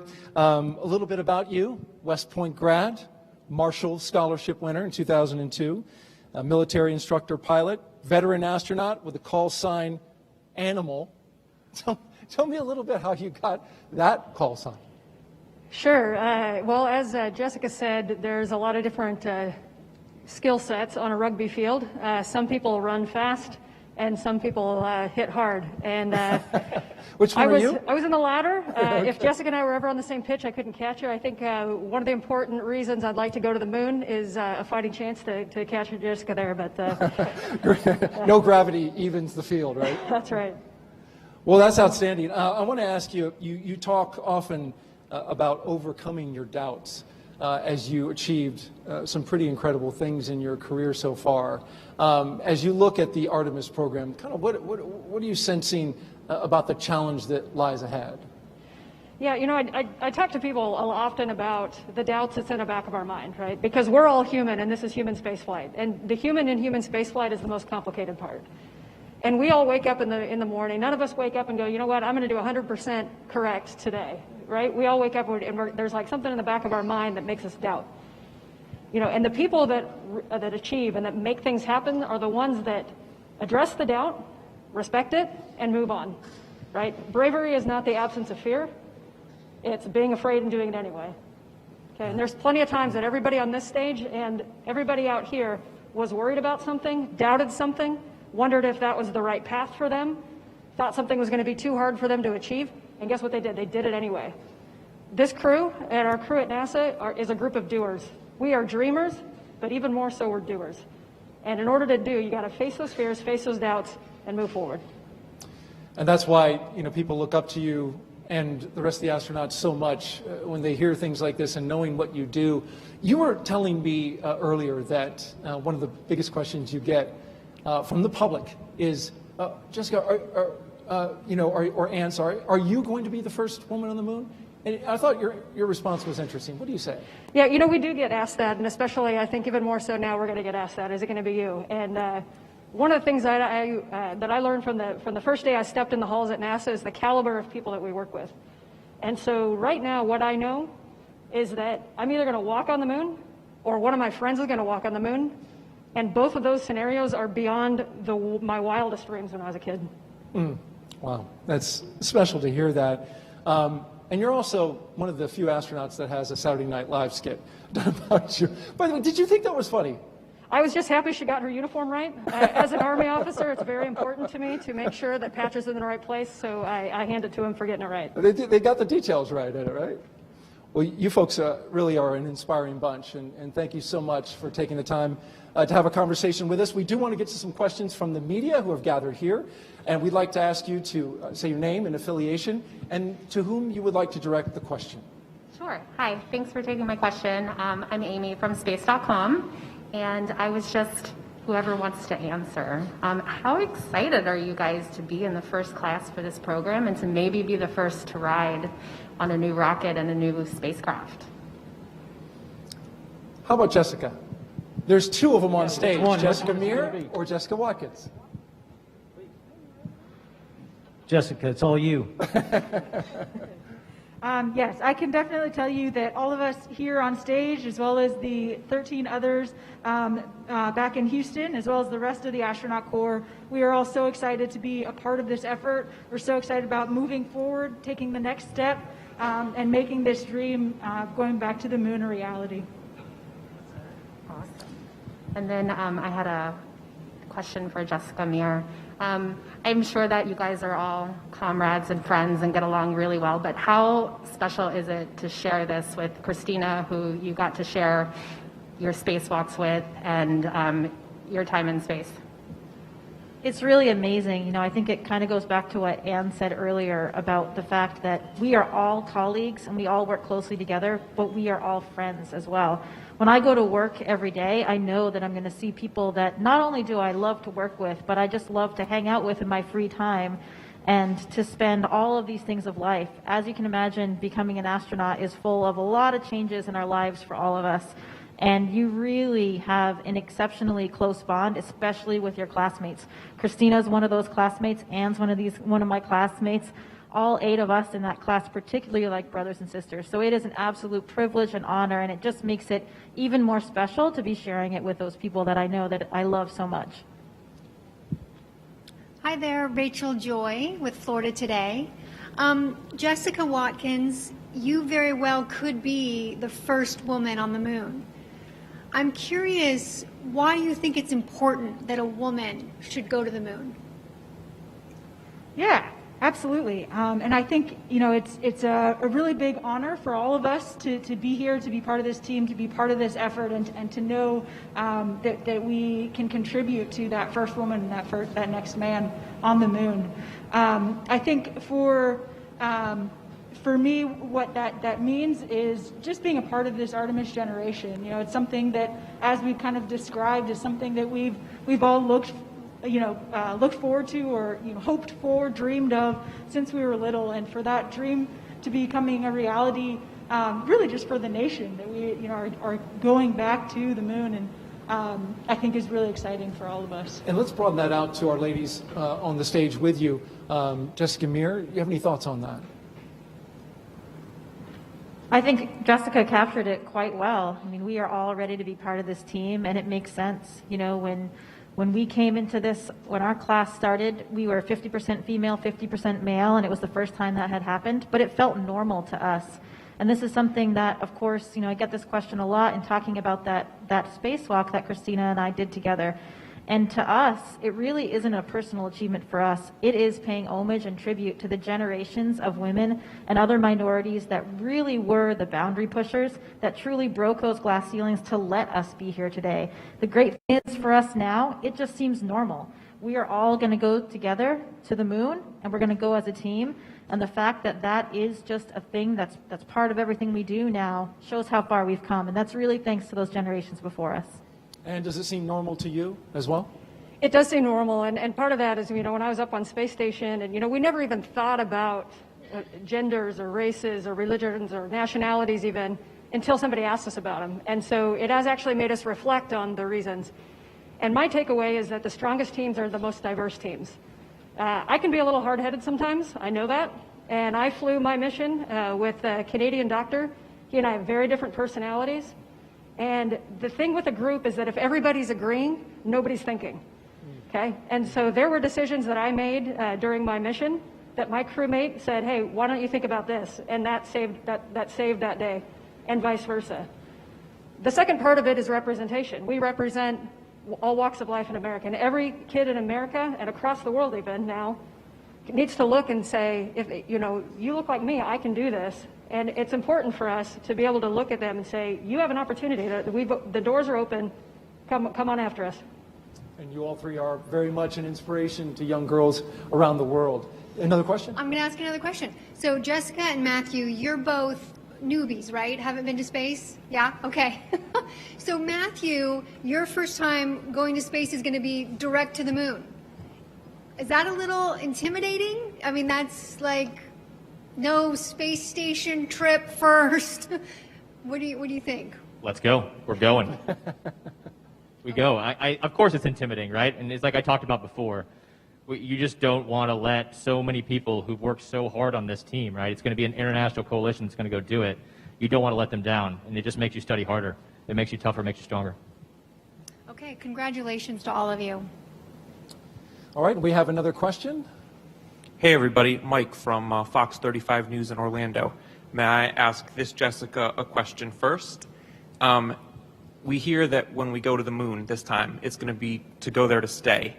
And I wonder if you've thought about sort of how long you would be willing to be there. Have you thought about what if you could go, but you couldn't come back? Yeah, that's a good question. And I can tell you that at the end of my 205 days on the space station, I was not ready to leave. If it were up to me, I would have stayed up there, even if there weren't, a COVID-filled Earth that I was coming back to. Even despite that, 205 days wasn't long enough. So I think when we are up there doing these missions, time passes very quickly because we are in this whole novel atmosphere with so many exciting opportunities around us, so much to discover and so much to do, that for me it just flew by. I think it's going to be exactly true, probably even more so when we get all the way to the moon, that we are going to have so much to do. We're going to have so many people to not let down, as Matt mentioned, and we're going to be there and ready to stay for as long as the mission dictates. And so I think personally, I always trust in the training that we receive and on the hundreds and thousands of people that are supporting us on the ground. They're the ones that are designing the correct mission architecture, so they will design the appropriate length mission to get the most out of it for all of us back on Earth. So absolutely, I'll be ready to stay for whatever duration that dictates. Years? Sure, yeah. I mean, I think absolutely. If we start talking about this first mission to Mars, it would probably be a 3-year mission the way it's looking right now, and I would be ready to do that when the team has it all designed and ready to go. Good for you. Anne, question for you. Is it possible that you could be involved in the Artemis program and also the Mars program? You've been to station, right? So they're choosing astronauts who have been involved in shuttle and low Earth orbit at the station. Do you think about, what if I could check both boxes, the moon and Mars? Yeah, I'm glad you mentioned that because right now at NASA we're at a really unique time where we have a lot of overlapping missions, right? And just in our astronaut office, we have 50 astronauts, almost 50 astronauts right now, and we're training on 4 different vehicles. Some people are training to test a brand new vehicle. Some people are training to fly from a vehicle overseas for a 6-month mission to the space station. Some people are designing and looking at the lunar landers. And so all of us are involved in something different. And none of us are successful if all of those aren't successful. And so we are a very busy office right now. And so right now, the Mars missions at our office on our operational level, they're not quite there yet as a direct Mars mission. Obviously, the space station is one of our proving grounds. The moon's going to be our next proving ground. And if I can stay healthy long enough, then I'd love to check that next block. We're certainly working on the technology to this moon will be the proving ground in order to build that technology to get out to Mars. Another question. All right. Team, congratulations. Well done. Greg Paloma, Spectrum News 13, right here on Florida Space Coast. My question is, back in 1969 in July, there was a gentleman who said some very famous words when he went to a certain place for the first time.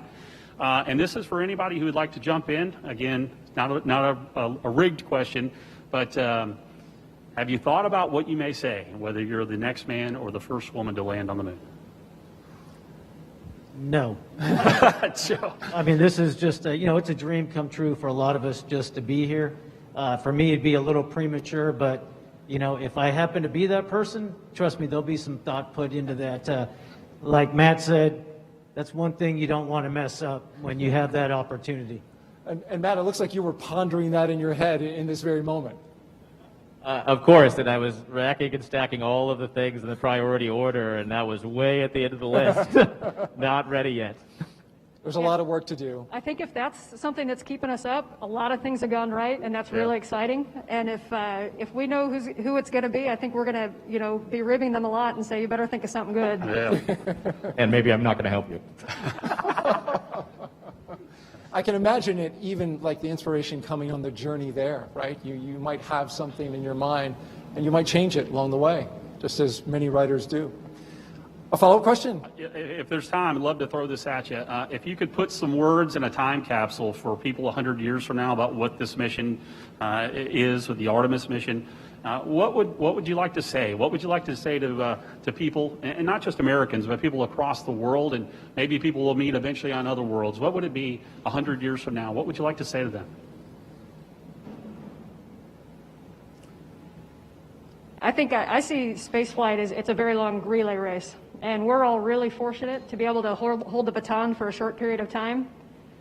So if in 100 years, I would almost want to ask them a question, but I think what I would just say is, I hope that for the time I held the baton, I made this a better program, I changed lives for the better, the program for the better, and that your lives are better for it.